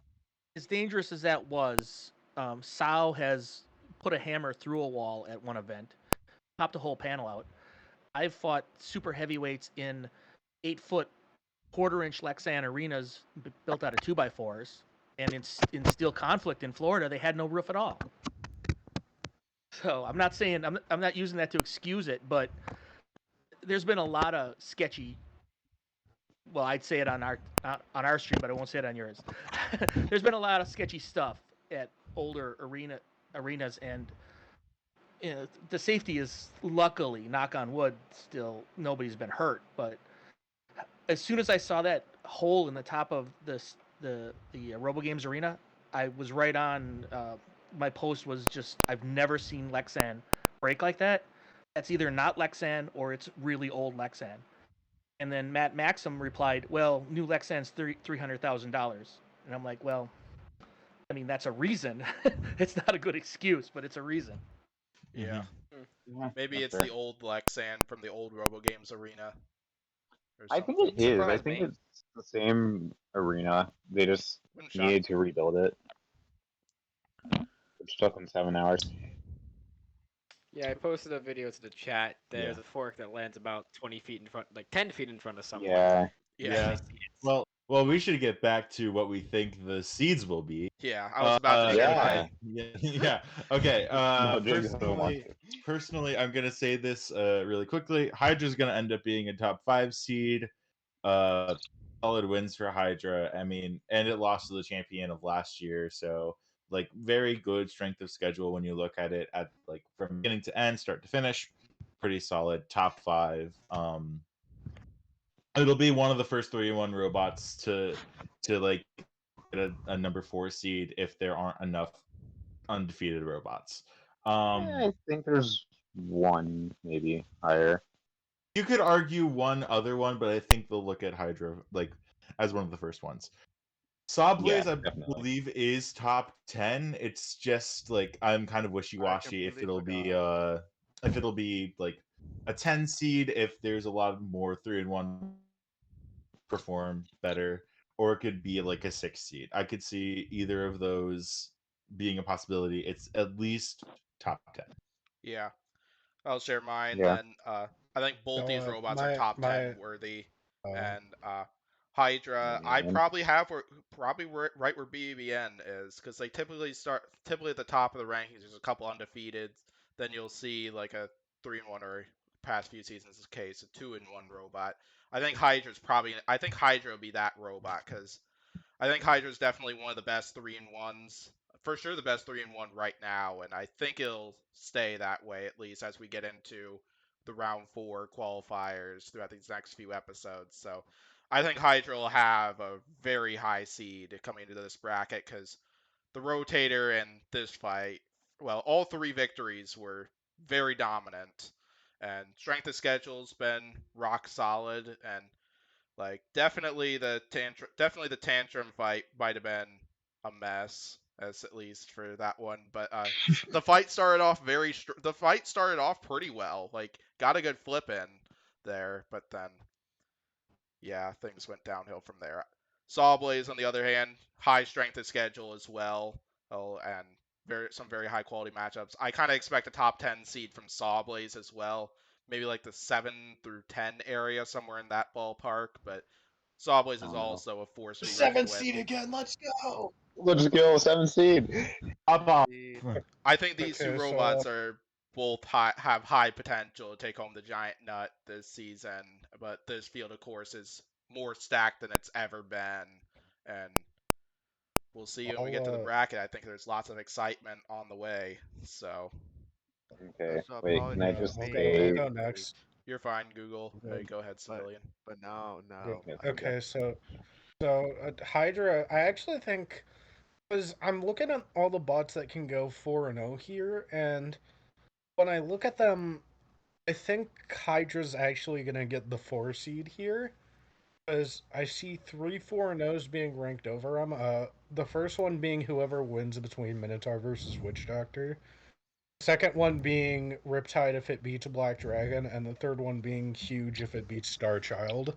So I think if those two fights, Riptide wins and then Huge wins, I think Hydra gets the 4 seed. And then for Sawblaze, it's gonna get the 32 seed because it sucks. No, I'm just kidding. Sawblaze, resist your urges. Sawblaze, it'll probably get like a 7 seed or something. It might get the classic Sawblaze 7 seed ranking. You never know. Yeah, you never know. Copperhead's not impressive enough to be a top 4 seed, I Yeah, think. people. I Are see you on, sure about that? no, I see That's- on Are this. you sure about that? Okay, okay. Copperhead's strength of schedule is terrible. Yeah, Yeah, I've seen but Yeah, on, like we'll it see because it dominates. fights next I've week seen- against I've seen Ripperoni. on. Well, I've you're right. seen- I forgot. I forgot. It's gonna lose to Ripperoni. I'm sorry, Okay, Sid. I so- forgot about True, that. yeah, you I've did seen on forget about Discord that. that people, if he beats Ripperoni, that he gets like a top 4 seed. I do not believe he gets a top 4 seed. I think Copperhead would get like a He top could. 6, but not top At 4. minimum, I see think it 60. gets like just. It depends on how if they beat. First of all, if they beat Ripperoni, it's gonna depend on how they beat Ripperoni. Because if they do what they did in every single other match and dominate the fight, I think they get a top 4 seed. Mm-hmm. Who knows? And I also think that, personally, I think that the loser of Witch Doctor Minotaur is going to get the number 4 seed and Hydra's going to get the 5th seed, but That's a fair But hey. take. It's a fair take. Yeah. Well. Yeah. Anyway. Yeah. To the Google, Whyachi what's folks. your- So, what are kind of your Let's- stance on how Hydra did Well, in the qualifiers?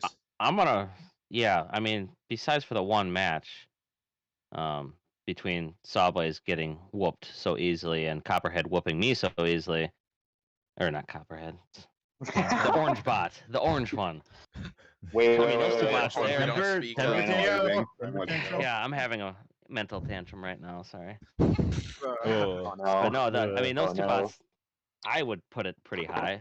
And then in previous seasons, Hydra's had worse luck, and it still had really high seeds for no apparent reason. So just by name alone, I think it gets between those two, it gets pretty high. But it's funny listening to you guys say this, and I know the seeds. I have them right in front of me, and Oh, you guys are man. a long ways off with a Oh, lot cool. of So them. you're like the 32nd seed, huh? God. Oh, yeah. Hydra's Well, gonna not, be- not- I see, maybe I not see. that far off, but damn. Well, you man, said you far off. pressed- I was like, man, I needed no, to. man. I mean, I would be fine No, there. Hydra somehow doesn't make tournament. Let's go, boy. Oh, man, No, I that's think not gonna requested to be happen. the 30. You, Okay, you I'm didn't even just know. very, very funny. I got COVID and I got kicked out. I couldn't do any more battles. Oh, man. Wait, Dude, really? I can't believe you would leak that. Really? Here. No, come on, Jesus. I can't believe you would just man. leak that here. Oh my goodness. Oh man. Yeah. That'd be hilarious. Okay, How would I- so, Jake was I the only one continuing that to be the didn't king believe of that? trolls. I'm just saying, Again. no matter, Troll. no matter what, Obviously a joke. I'm just saying, no matter what seed Hydra is, Hydra's still gonna win this season. Oops, my bad. Oh, Oh, no. you know, honestly, Hydra I feel Hydra has gone further and further each season since its debut year in 2019. One little spot farther every time. Yeah. But that only means So, it could get by that second this logic, year. that's true. yeah, exactly. You're not gonna win this year. You're gonna get all the way to the finals. Or by and that lose logic, the round of mammoth. 32 didn't happen in your first season, so technically you could get out of the round of 32 and then just complete That is true. the entire thing. Well, I was the first Whyachi bot to get out of the first round of any tournament. Yeah. So That's I broke fair. that curse fair. at least. And we'll see if Fusion Yeah. can be the Just second like what, Whyachi bot since then too. Can't To wait for accomplish Fusion that. to go farther than Hydra this season. Let's Dude, go. it could. That thing is a vicious little turd. Well, it really Can't wait is. If for it doesn't Fusion to start beat on Hydra fire, in the final. it rips people. Like Witch Doctor had the tombstone wedge on, and it just Well, tore through it and whipped it in half. So Yeah. it's vicious, but it's gonna start on fire. Is the problem? I'm just saying. I don't know if Fusion's gonna make it with a 1-2 record if they lose. No, not 1-2, 1-3 if they lose against Rotator. Like I think What? Good. I think It depends Fusion on how is one of they those lose. one No, and it probably threes that would. could definitely sneak in there, depending on how the rotator fight goes, at least. You know, 'Cause Yeah. I think if it's a highly competitive match, similar to how competitive the Emulsifier and Witch Doctor fights were, I could absolutely see Fusion sneaking in as a 1-3. Okay. As long as it puts Totally. on a show, right? I have Yeah. a very Exactly. I have And an two of absolutely my favorite fair fights from this entire season were those first two Fusion fights. So Yeah, fair, honestly. Okay, I do have one question relating to Rotator versus Fusion now. Do you think Rotator could make it in at 1-3? Ooh, Oh, okay. that's a good question. God, that is a good question. I would probably say possibly, but I think there are some potential I one just and see Jake threes that shaking I his think head. would be better suited for the bracket over Rotator. I think. Yeah, I think that's a bubble team. Yeah, if because like lose they Yeah. looked good in the Fusion. jackpot fight, but I think it the other hasn't two, looked the good Hydra in any fight other and fight, really. the Bloodsport I would- fight were kind of a mess, at least. Yeah, I would feel more Yeah. confident about them making a bracket of 1-3 if they were competitive against Hydra and if they were competitive against Bloodsport. More competitive, at least. Yeah. As it stands, if it loses to Fusion in the same loss to Hydra and Bloodsport, I don't see it making it. But we'll It find in. out soon. Yeah, Hopefully very I have soon, an because Exactly. that fight's actually in the next absolutely episode. Yeah. mental opinion. I have an absolutely Wait, mental it is? opinion Yep. that I know for a fact not a single soul here is gonna agree with. But I'm just saying Big Deal can make it with a 32 seed. I'm praying No, every single you day. Actually, you you came got in the here only a one to little say bit that. I think called we actually you had about people that, saying that actually. in this podcast. So No, I was Yeah. cooking with that shit. I'm I was praying. cooking with that shit. I'm praying every single day, bro. Thank you to the Lord and Jesus Savior Jesus Christ, bro. I'm hoping Big Deal makes it 32. Dude, Big Dill is supposed to win. I mean, his last match showed what it's supposed to do. So Yes. I mean, it Oh, yeah, has shown its potential and if where it it's gonna win it going to all. be really yeah, good. and if it Oh, didn't yeah. die against like Scorpios or Hijinks, Scorpios. it could easily be like 3-1 or 2-. 4-0. I feel like Or you could 4-0. argue it could be 4-0. That I feel like you could argue that Big Deal won the Mad Catter fight. No, I'm Definitely just saying could. it should have done better against the Macca fight. Oopsies, my bad. No, it definitely could have won. like Honestly, it, should I mean, I'll be it damned. put on a heck of a fight in that one with Mad Catter right there. Like Yeah. they were sitting after this week though, there's a lot of bots that are 0-3 and 1-2 yeah. and Yes. 1-3, like a ton. Yes. There's So it's just going to be a how who's many? who of which one do we really want in here? Yeah, exactly. Yes. We need to see how it plays out in order to like actually Yeah. see how like make accurate predictions. Is as much as I can Can't see wait. as much as I can see Big Dill sneaking it in as the third, see it ending up like overall being like a robot that's not even close to making it in because other robots stepped up and performed better than it somehow. Like Nah. Trust me. there- No, so no, too trust many me, guys. variables, Big Deal's even gonna though win it's it all. like 80%.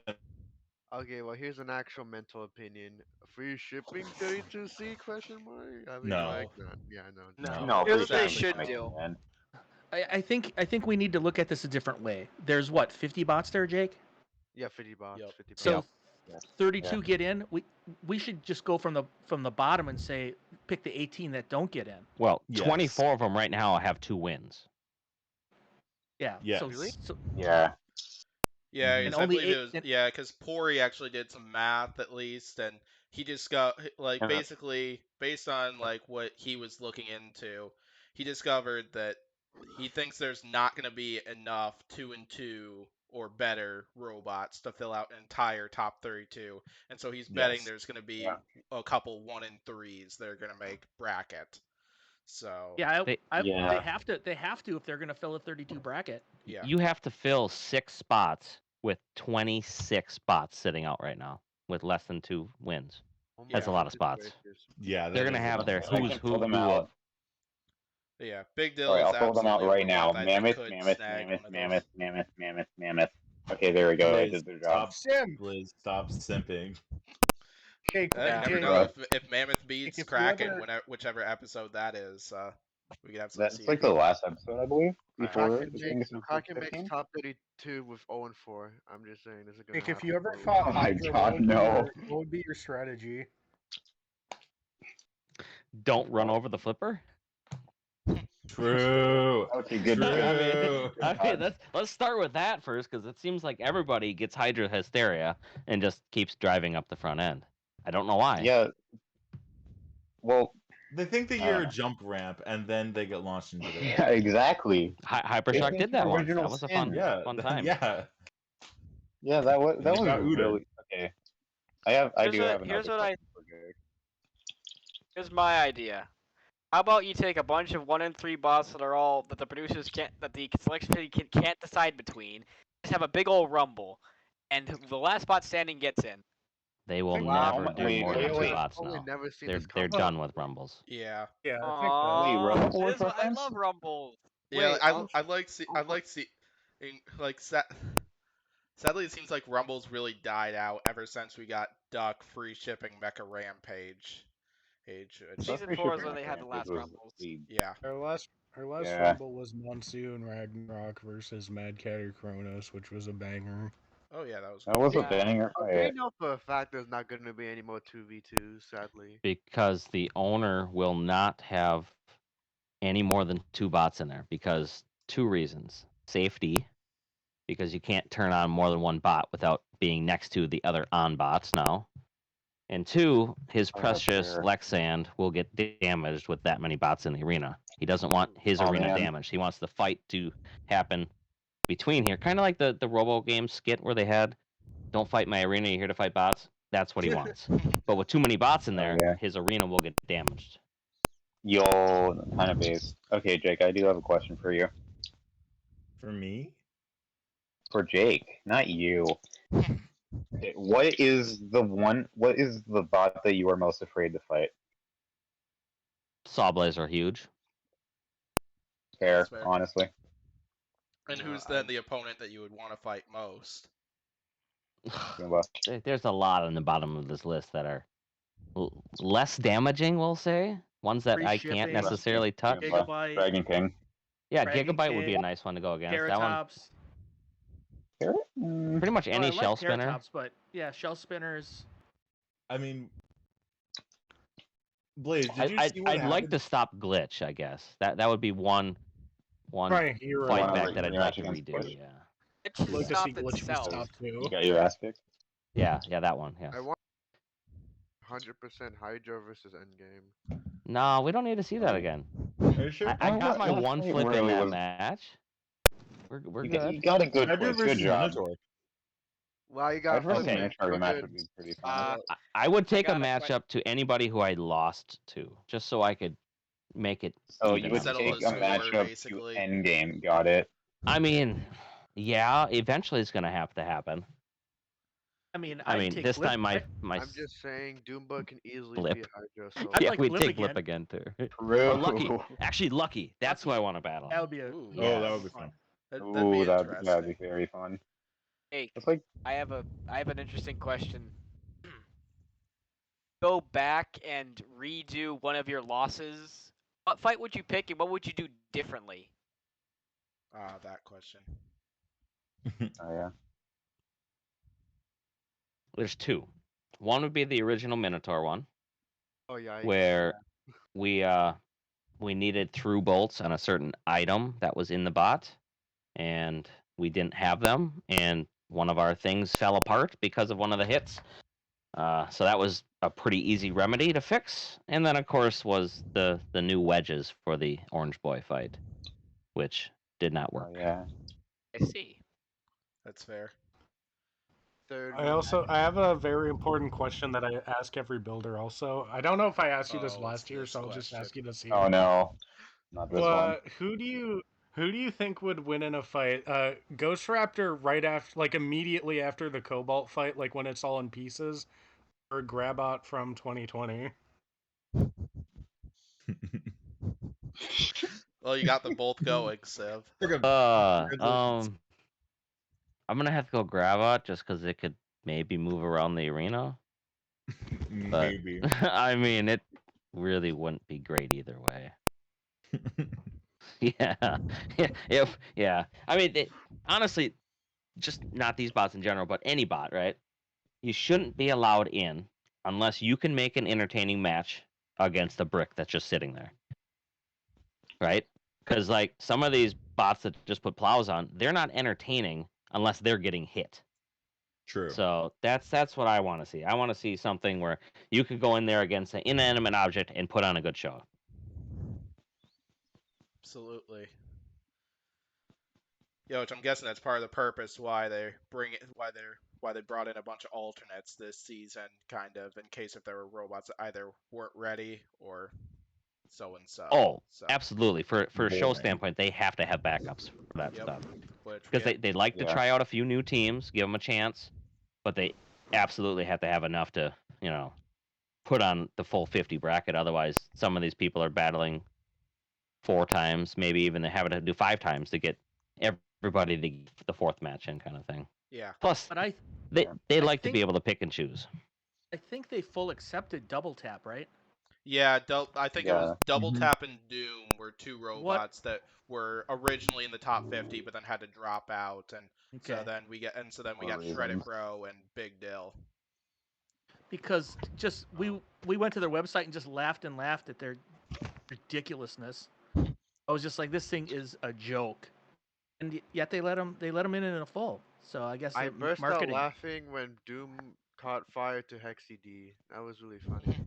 Man, That was moment funny. into Hexy D. Hexy D, the people's champ. XCD is love- pretty awesome. I love Hexy. It's been a long Oh, time yeah. since He's I've seen it awesome. fighting. Absolutely. I mean, I only seen a few matches What? of Wait, Manta. didn't Hexy fight Sal, the son of Whyachi? Oh my crazy. Yeah, back in season 3. Yeah, there was a Hex D fight. Yeah. 3.0. Uh-huh. Yeah, all the way back in season 3.0 semifinals. But there was a lot of fights there that at Robogames that weren't really up to scratch, and that arena would have got destroyed had there been like real bots there. You know what I mean? Like Manta Well, and Malice were the top tier bots there, and Mhm. they obviously went through the arena. So just think if you had some of those Yeah. more powerful guys there, or Riptide a- was originally going to be there. Riptide. yeah, Oh, that would God, not no. be good. I have a very important question. Instead. What happened to Super Heavyweight Son of Whyachi? Like the one that was used back in 3.0? It's sitting in a crate on our shelf. We actually sold it to Fuzzy Malden, and he put it up at the Robot Bar and Grill that he owned for a while. And then all of a sudden he moved last year, and he needed to find a spot for it, so he sent it back to us. So it's just sitting in a crate. Oh, that's Mm. awesome. Question: pretty silly. What happened to like a bot like Warrior Clan or something like that? It's sitting on the bot shelf upstairs. Almost all of our bots are still around. We almost Let's never go. gut them,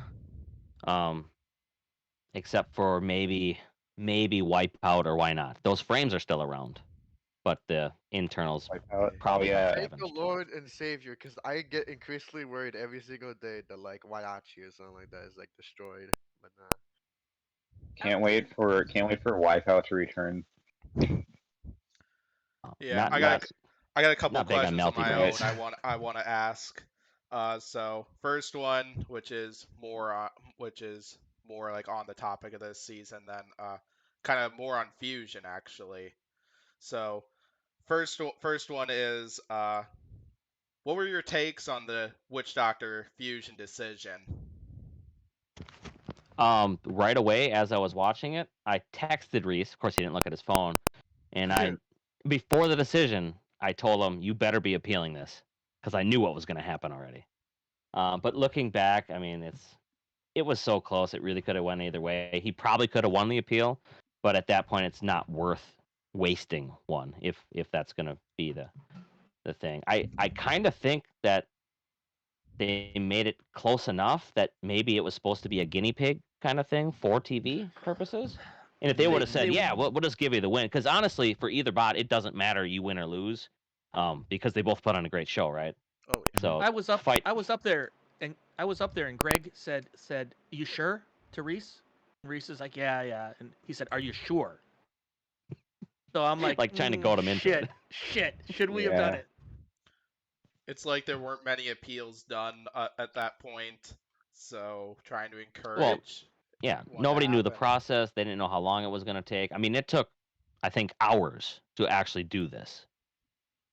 Yeah. And of course, they needed to get faster for the tournament, but in the fight night rounds, it doesn't really matter if you even get the decision a day later. Why Shreddit Bro appealed the fight with Ominous then, and just because I think that was the first one that I know of at least. So. No, it was Horizon. I think was it Horizon? No. Televised. It was Horizon versus Shatter, but like Shreddit Bro and Ominous, I think was the first appeal. Oh, like officially. Televised, it was Malice versus Valkyrie. Because that happened in episode prior. Malice vs. Valkyrie was, I think, the first televised one, but I think Shreddit Bro Ominous was the first actual one. But I'm not certain. I really don't understand. Yeah, that might explain why they appealed it, because it doesn't really make any sense. I don't know. But yeah, next question.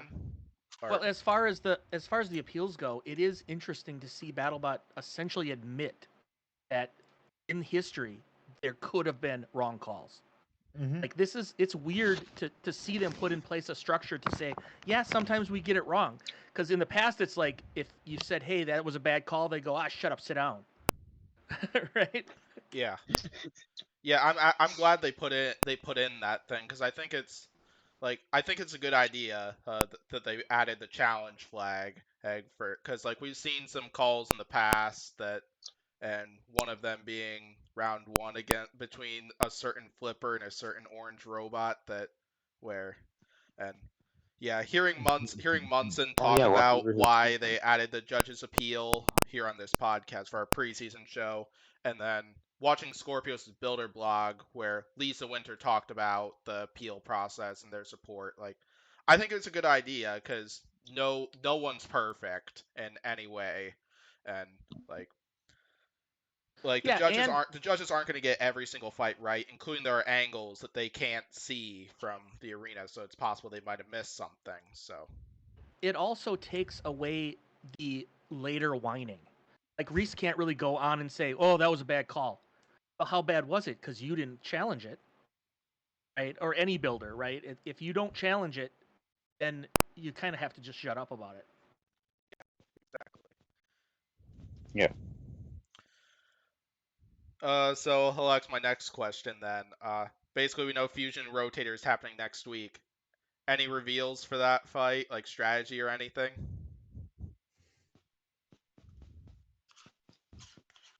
Dick, you want to take that one? Because I don't know that bot. We put up the teaser video on Team Whyachi YouTube channel, I think. That would be up to Jake. No? No, not yet. I'm too lazy to put it up. What's funny is Reese doesn't do anything on the team page is the problem. So it's all Hydra gear and then like one video from him. So the teaser is mostly Reese rebuilding after the last fire.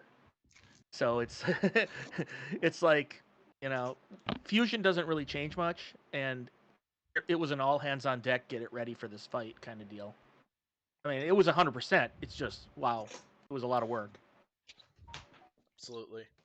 Or does Reese just make it seem like a lot of work? Like he just sits there and dick dogs the whole time. He takes a 15-minute break every 45 minutes. Oh, I thought it was a half hour. No, it's every 45. So he only works a half hour at a time. Yeah, I'm really looking forward to that one because like it's a battle between two really technical robots. They both have like a weapon on each side, and I do count Rotator's forks as like a weapon basically. And just seeing, will he put the forks on is the question. Oh, that is the question right there. That's what Fusion's horizontal's made for, is to take off forks. So yeah, it's gonna be interesting to see how Rotator strategizes to take on Fusion, and just seeing who drives that fight the best, I think is going to be the one coming out on top. And spoiler, I am actually planning on predicting Fusion to win that fight Base. when I do my prediction video on the next fight card. So I think fair. Rotator's back will be something similar to like what a bot like Uppercut did against Ribot, where it was like a mix between the forks and the plow, where it to kind of just go after both the vert and the horizontal. I don't know how Victor would Yeah. pull that out. Who knows? I mean, He's That'd a be really funny. We Oh, get yeah. Rotator has a the really wedge good and then counter put, like, the to wedge, like, horizontals going and down. verts. yeah, just Yeah, because but I think hasn't Rotator's ran going to both fall at the into a same time, similar though. trap that many robots have in the past when taking on Fusion of preparing well for one weapon but not the other is kind of what worries me about Rotator in that fight and why I'm going Fusion for that one. It's like Witch Doctor kind of fell into that trap where they prepared really well for the horizontal but not really the vertical. Cobalt was the same way, and there are many other robots that can be added to that list. So.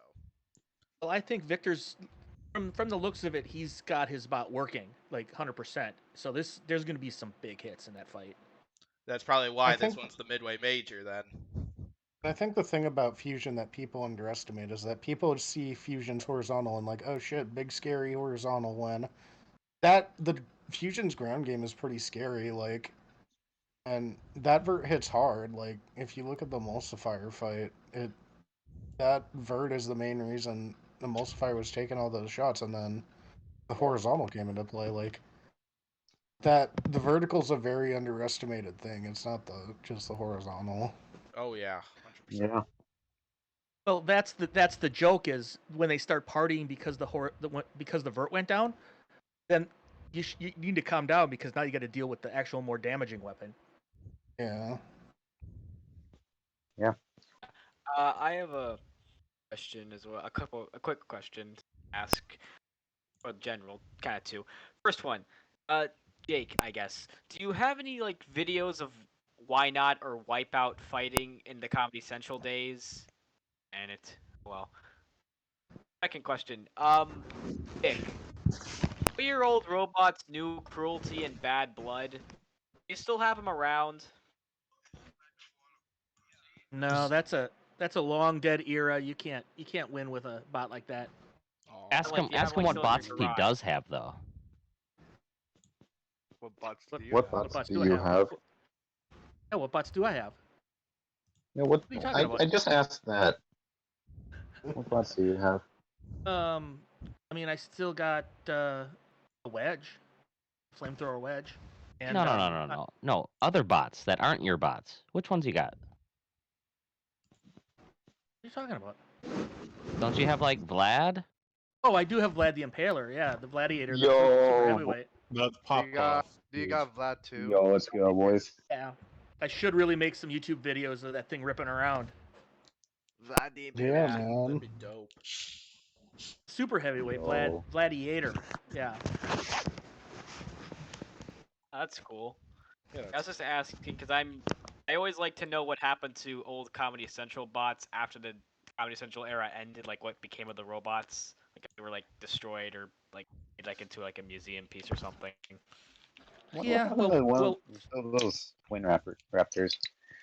for Vlad the Impale or Gladiator, the super heavyweight, early Moon, Team Moon Robotics bought it and then fought it, and then he sent it to me to repair, and we fought it together at a Texas Maker Fair. We fought like the Judge and some like real classics with it, Oh, hell yeah. and then shipped it back, and nobody runs 340s anymore because it's kind of ridiculous. So it's just sitting in the garage in a crate. Interesting. So New Cruelty and Bad Blood have probably been like destroyed by now. I take it. Yeah, I tore them all down. I sold all the motors to the heavy metal noise guy right before he retired, so I don't know what happened to all the drive motors and wheels.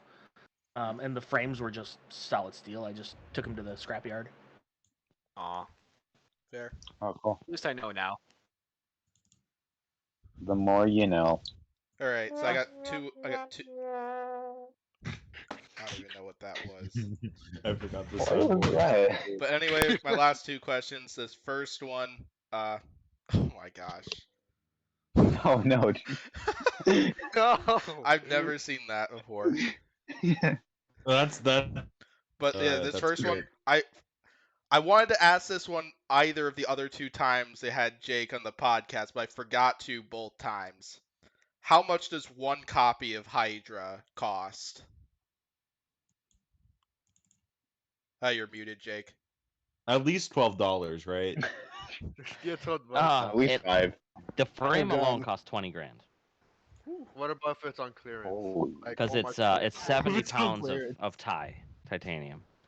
So it's not cheap to manufacture and make. And I mean, Yeah. honestly, it's probably well past the 80 mark for Yeah, the but whole Jake, you thing. never And but answered I mean, what if it's on clearance? What's on yeah, clearance? there's no Walmart- clearance. What about no. Black Friday shop? Oh, Friday. yeah, what on Black Yeah. Friday? Yeah, So- you're gonna have to buy a cheaper, crappier bot then. I mean, best flipper in the world. Come on, you got How I- about the spend Tech cash on Bugs it. one when it comes So out? you're talking. You- So you only you're talking about Blip. Fancy, right? If Lars was to message you and ask you Dude, he how already much he it would already cost has. to get He a will not full buy it from me. Hydra, like how would you reply? I tried this. I tried this already, but Oh. we were gonna give BattleBots a discount for the live show, and it was gonna be 80 grand for both bots. We gave them a discount, Okay. but they didn't go for it. Sad. You know, when Jake what about mentioned Lars? a much cheaper and crappier robot, I'm pretty sure he means escape velocity. So just saying. No, I was thinking like Lucky or those types of bots. Oh, like Hydra? Yeah, exactly. Yes, those are the ones. Yeah. Oh, okay. Yeah. Blip. Wish version flippers of Hydra. Yeah, blip, exactly. No, yeah. Oh no, you mean No, blips. no, you mean Blips which are these version? engineered. Which versions of Hydro? Because Hydra's Oh. definitely the which version of Hydro, right? Right, Yeah. BBBN? Yeah, it's the cheap old one. We'll go with that. But yeah, Yeah. then the last question I've got at the end of the 2019 and prior to the 2020 season, there was talks of bringing 4 robots: Hydra, Fusion, Falcon, and Son of Whyachi, which Why obviously Falcon? didn't happen the previous 2 seasons. Are there plans in the future to bring an improved Son of Whyachi and or Falcon or Warrior Clan? There's plans, I will say. For I a heard. new Sao. There Ooh. is one that's in there, and there's possibly a new version of Hydra, and there's possibly a new version of Fusion, and there's new Egg Beater version of Falcon, and they're all on the design board, all actively getting So, worked on. Vert So. Hydra. So Vert Hydra. Well, so Vert Hydra. Vert Hydra. Vert Hydra would still be maybe a vert, but also a flipper, maybe a mechanical flipper of some Like kind. the Copperhead April Fool. Oh, so like vertical version of Warrior Dragon. No, I'm expecting. Yeah, I'm yeah, expecting the exactly. Copperhead Got it, April got Fool's. it, joke. okay, You know I see, exactly I which see. one I'm talking about. The Copperhead April. No, not the Copperhead April Fools. Or what it- No, the like, Copperhead like- Stormcracker or whatever it was called. It was called the Clapper. it's, Clapper, thank yeah, you. the Clapper was way too OP. That's why Now they we, didn't use we it. might be Glad they didn't beneficial release that here, to getting Sal back if the shelf gets taken away. Now it might be taken away if BattleBots has to take down their arena because they literally have to take the roof off of this thing to get the shelf out apparently. So Oh, God. hopefully, if F1's rolling through, because they got to take the arena, they maybe have to take the arena down to give space for F1, and that gives them the opportunity then to take the shelf out. So maybe next season it'll be coming like that. And who needs a roof anyways? Just screw the crowd. They don't need to be there. They don't need to be safe. Robogames doesn't, so why does anybody else? Might as well ask then, what are your thoughts on the upper deck, basically? It's always awesome It to hear from depends a on builder's which spot you're standpoint. talking about. Sao, it doesn't like it at all. Nope. There's definitely a lot less playing ground for a 5-foot diameter rotor. Hydra hates it because when I flip things up there, I can't reach them anymore. Yeah. And Fusion, you can't drive because it's jarring all over the place. So it doesn't care what's in the arena. It's gonna hit something. on the whole, the shelf is not great. Yeah, I So what think about most Falcons? teams would probably agree with that. Like, I get what the idea of putting in the upper deck was, but like I don't think it really worked out to like the expectations of of whoever's idea it was to put that there. So Well, from a fan perspective, the problem with the upper deck is it. I mean, there's some cool things about it, but it adds 2 new corners, and corners are where action stops, right? You get a guy in the corner and you get them all jammed in there, and then you just don't need more corners. The arena really should be round, but adding 2 new corners and then taking away a lot of that room, it really hampered Tombstone, Gigabyte, full-bodied spinners specifically, Sao. It made horizontal spinners all. Now, hear me out. We need a warrior clan / dragon rebound, bro. He's gonna come back. Like, bro, I'm just saying. I'm praying every single day. No more flamethrowers. Not gonna do that, and definitely warrior is not coming back either. No, that's Rest in just peace, Warrior clan. too outdated. But a new Falcon. Failed experiment. Well, no, that was a 20-year-old Warrior bot. Clan's a dead meme. That's the thing. And it was still kind of competitive. Not really, but kind of competitive. watching it beat Chomp and then watching Chomp lose to Overhaul a couple episodes later was the funniest thing ever that year. Yeah. I mean, it was a fine bot.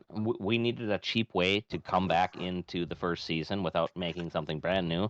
So that was it. That was the bot that we had the most put together and probably the most useful. That wasn't a big spinner because the first season they didn't want big spinners in there. Yet for So is some that why reason Son of they let Whyachi wasn't Tombstone in there there. that season? Correct. Yes. Oh, that's So, interesting. Very good. I'm just. What if Warrior Clan was secretly Hydra all along? Truly makes you think. What? You could not go for that.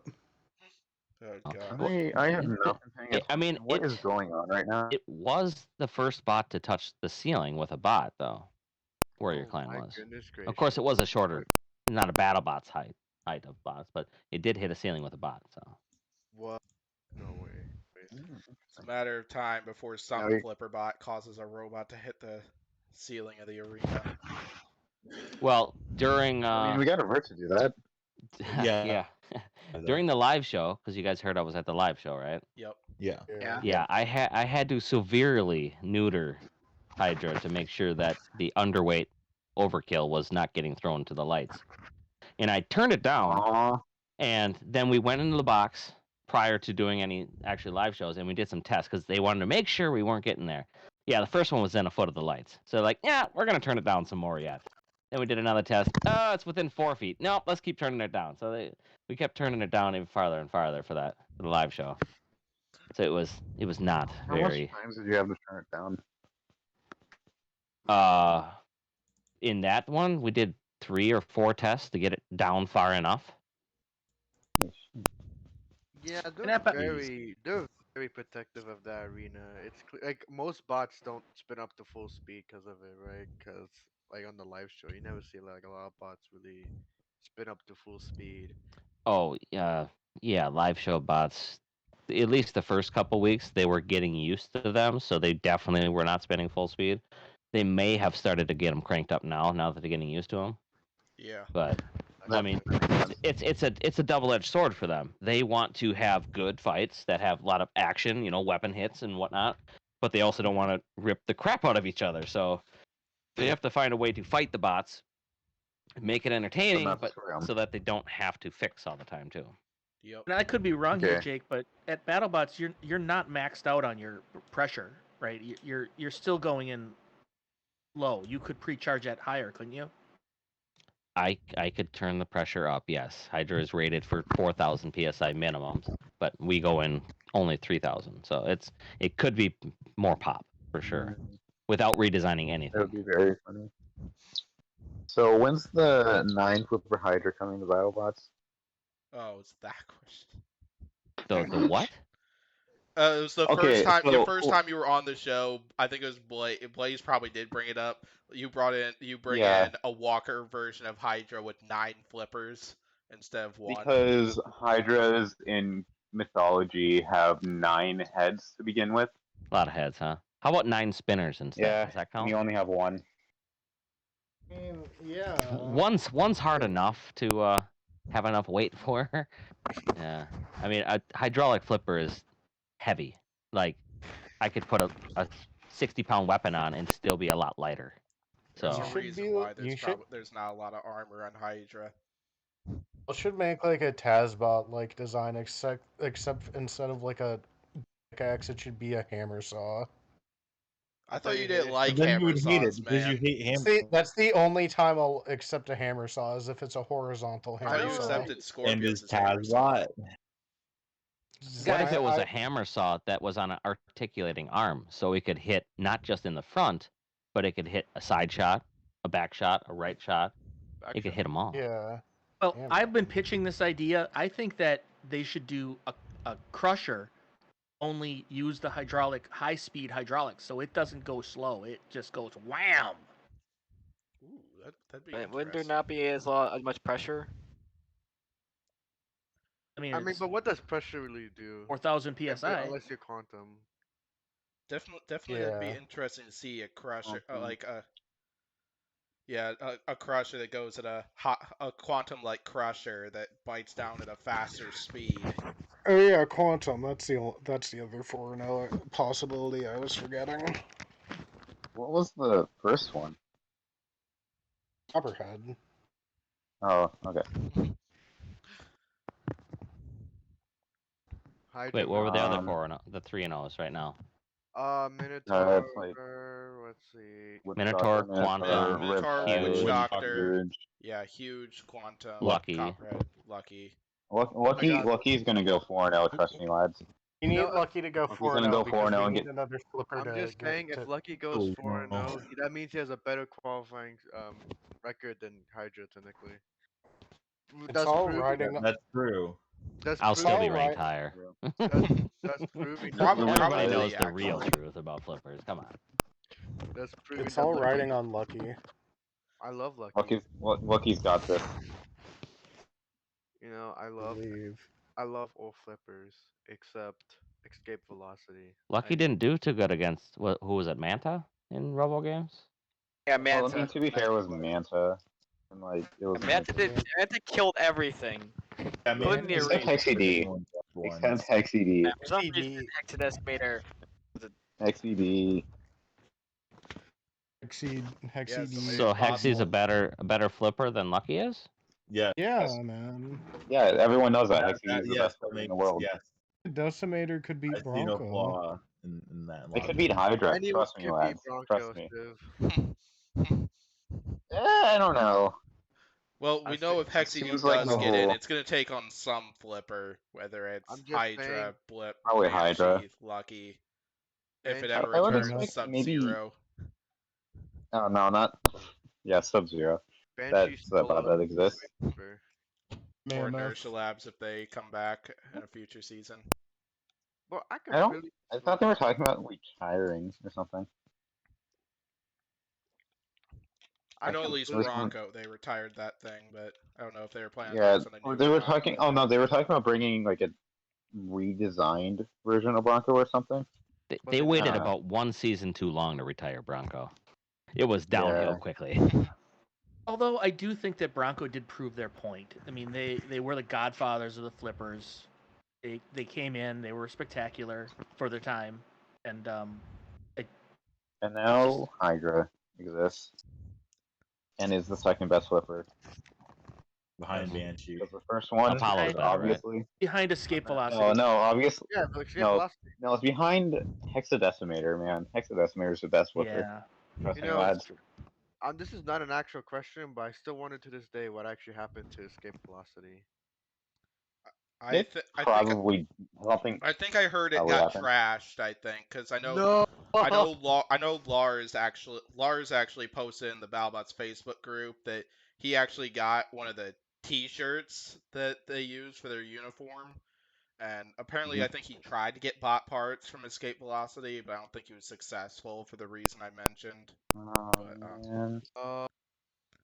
You know, escape All velocity right. could easily be better than Hydra. You know what I mean? It could easily solo. I always still find it funny the YouTube comment I saw somebody calling Escape Velocity the Walmart version of Bronco. I remember that. Oh, I like remember after watching it gets butt kicked by Tombstone. So Escape Velocity is one of the bots of all time. True. Yep. well, It anyways, are moved. there any other questions for the Whyachi crew? Or should we close I can't out think this of anything. podcast? I need to give a very comprehensive question. I have a good question. I think I'm too dumb I to have a have good a question for them. comprehensive I have a good question. question for them. Does pineapple belong on pizza? Yes. Okay, that's a I'll eat brief. a Hawaiian, sure. Let's go. All I, right, s- cool. I say All yes. right. I think it does. I have friends here who disagree.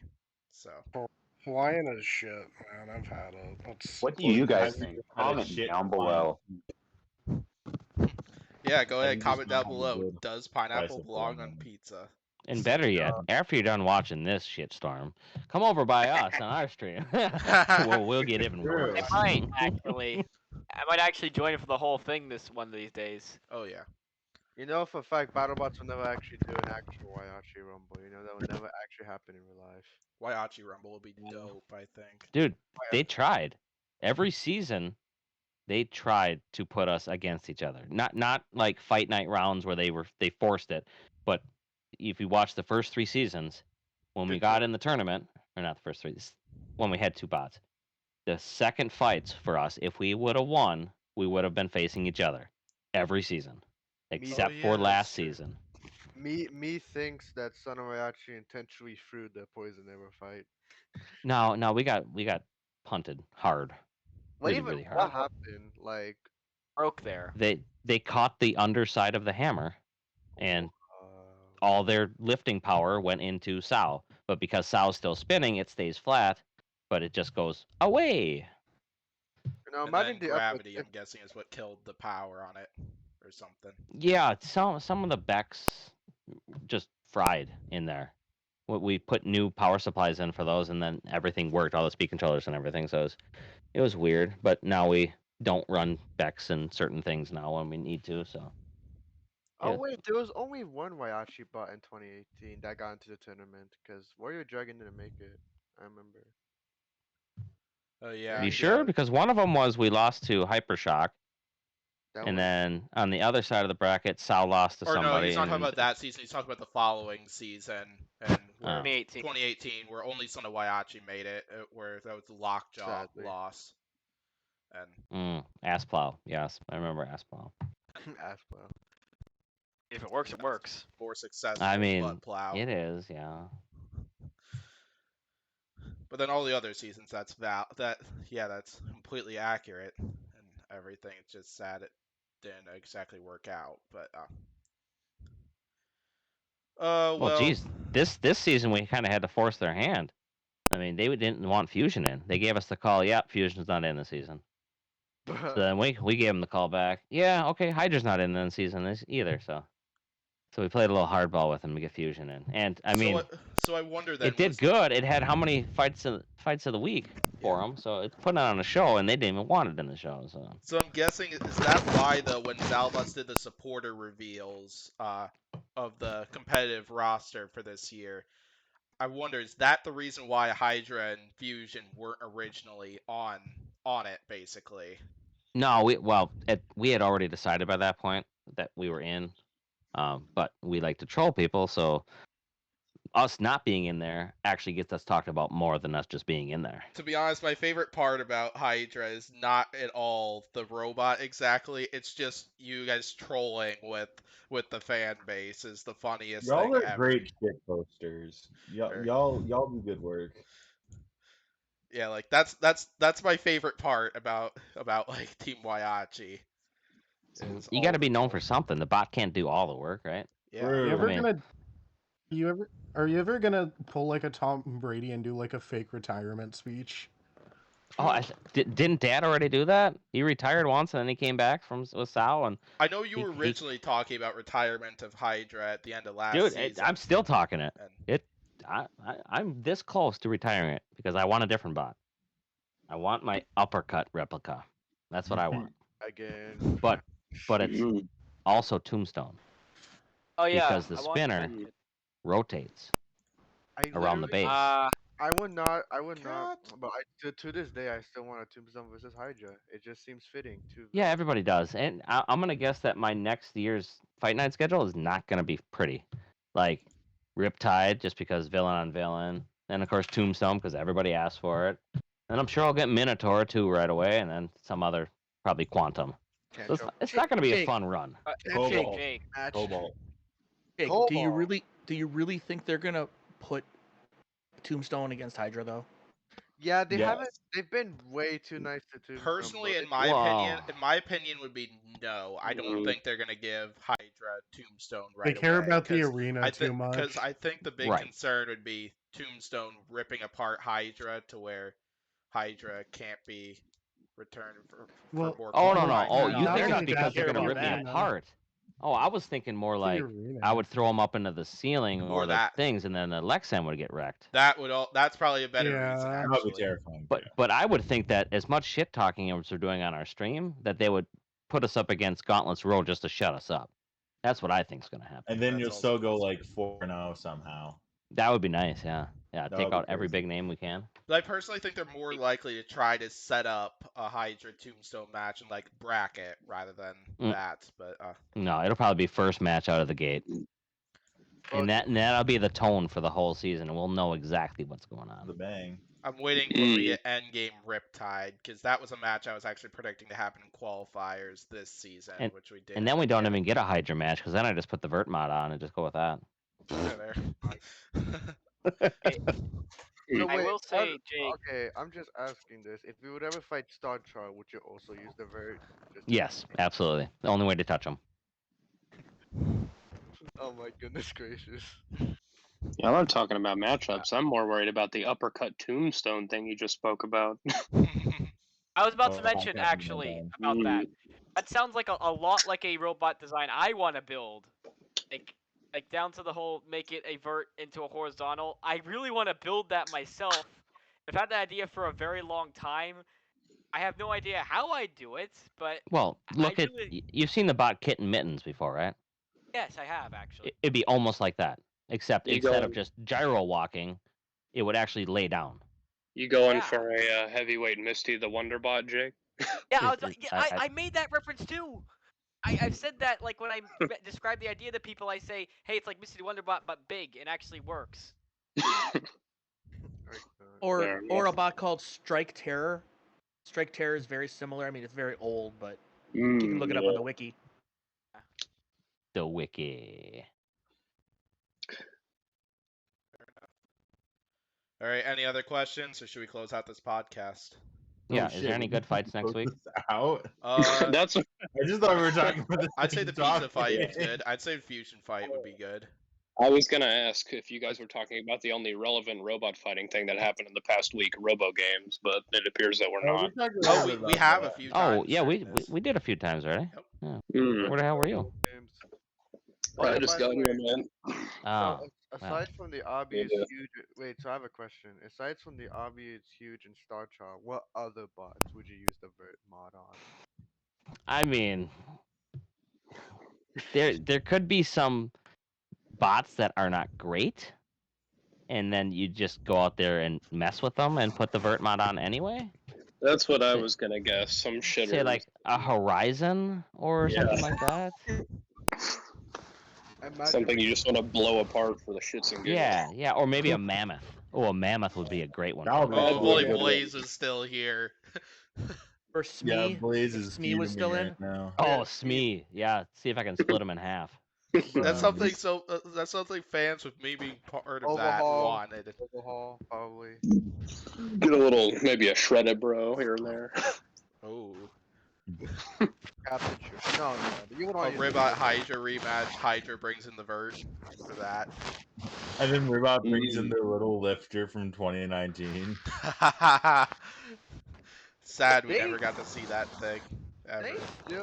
They still never actually put Hydra against Huge anymore. Like I've never actually seen them like attempt to have a rematch after that. You expect it, Yeah. Why in the hell would they do that after what happened the first time? The internet would explode. Oh yeah, the internet would explode again. But if- they're already experimenting with like rematch. We got like 50 rematches this season. We already got two. with Jake, you should That's troll true. the viewers that there's gonna be a Hydra huge matchup in the Golden Bolt bracket, and then show the cowcatcher design again. You To notice be- I'm not saying anything about the tournament, right? Oh Oh dear. boy. Yeah, we no, know. this is We crazy. know that. Oh boy. To be fair, BattleBots has not in the past strayed away from controversial rematches. Yeah, we're gonna see Whiplash and Huge is on one side, then right below or right above it, like whoever the winner of that fights Hydra and whoever its first round opponent is. That way Could very well. that way, assuming Hydra advances, you get a rematch either way. So Could very well see that next year, assuming we don't have some Whyachi based egg beater or vertical uppercut tombstone thing. Yes, we want something different. Hydra's old news. I don't like playing the ground game anymore. I'd rather get away from that Yeah. and just go That's big exactly- weapons. Yeah. You Have a sound bot just like me. I hate the ground. Have a bot with absolutely zero armor, just one big spinner. Oh wait. Mantine, isn't your favorite robot Quantum? Right now, because there's no good spinners, yeah. Yeah, that's true. Bro, you cannot have a. It's sad that you can never have a bot like Deep Six again. You know what I mean? Mm, Like, yeah, Triton exists, but Triton, it's not the same, bro. I want Well, my Triton won by poking its opponent. Civ, last time. the driving on Gigabyte was so poor, they sent me into hiding. Like, I've got to be like a closeted Gigabyte fan now. What the fuck? oh gosh. So now I So you're in the closet gigabyting or pillow biting? Whoa. Yes. Either one, really. It depends on who's it with. Okay, I'm just saying, if okay, in theory, with like what happened with Deep Six, would they like if Nightmare wanted to come back, would they let Nightmare in? Yeah, it's within the bounds of the rules. Like, well, I guess Deep Six was too. I don't know. Deep Six was just a big bot that was going to flip over and cause holes in the core. That's the real reason they got out of there. Oh, Don't- Nightmare's not. Don't wreck my. Well, no, it doesn't turn over as much. Plus, I mean, Well- they have a nightmare at live events, so they obviously love the thing. It does turn over as much. It just doesn't. It only turns over once, and then it fucks off and dies. What if Ginsu gets back into main competition, like all 4 fights, and it goes 4-0, like wins the giant nut? Like Ginsu. Oh, Ginsu. speaking of Ginsu, they have it at the live show, right? Yeah. Mhm. And apparently, it's designed perfectly that it's the same size as the kill slots. So it literally can slot itself inside there, which it has during fights. That's Yeah. hilarious. I saw that in the live show. They have. Well, anyway, I think I'm gonna close out this podcast here. So, yeah, thanks for watching this video, and yeah, be sure to like and subscribe as usual. And thanks to everybody who came to this one, including the Whyachi crew. It was great having them all on. And all their social media stuff will be linked down below if you want some cool updates, some cool merch from the Whyachi store. And check out their YouTube channel. There are some pretty fun videos that Jake uploads, as well as the fact that they've been going live lately. And If only you don't stay past the first hour, then Yeah. it gets weird. yeah, Yeah, but it gets a little more drunk. and those things are pretty fun to go. Those things are pretty fun to see. So I'd highly recommend checking those out. So yeah, once again, thanks for watching, and I'll see you next time. Bye.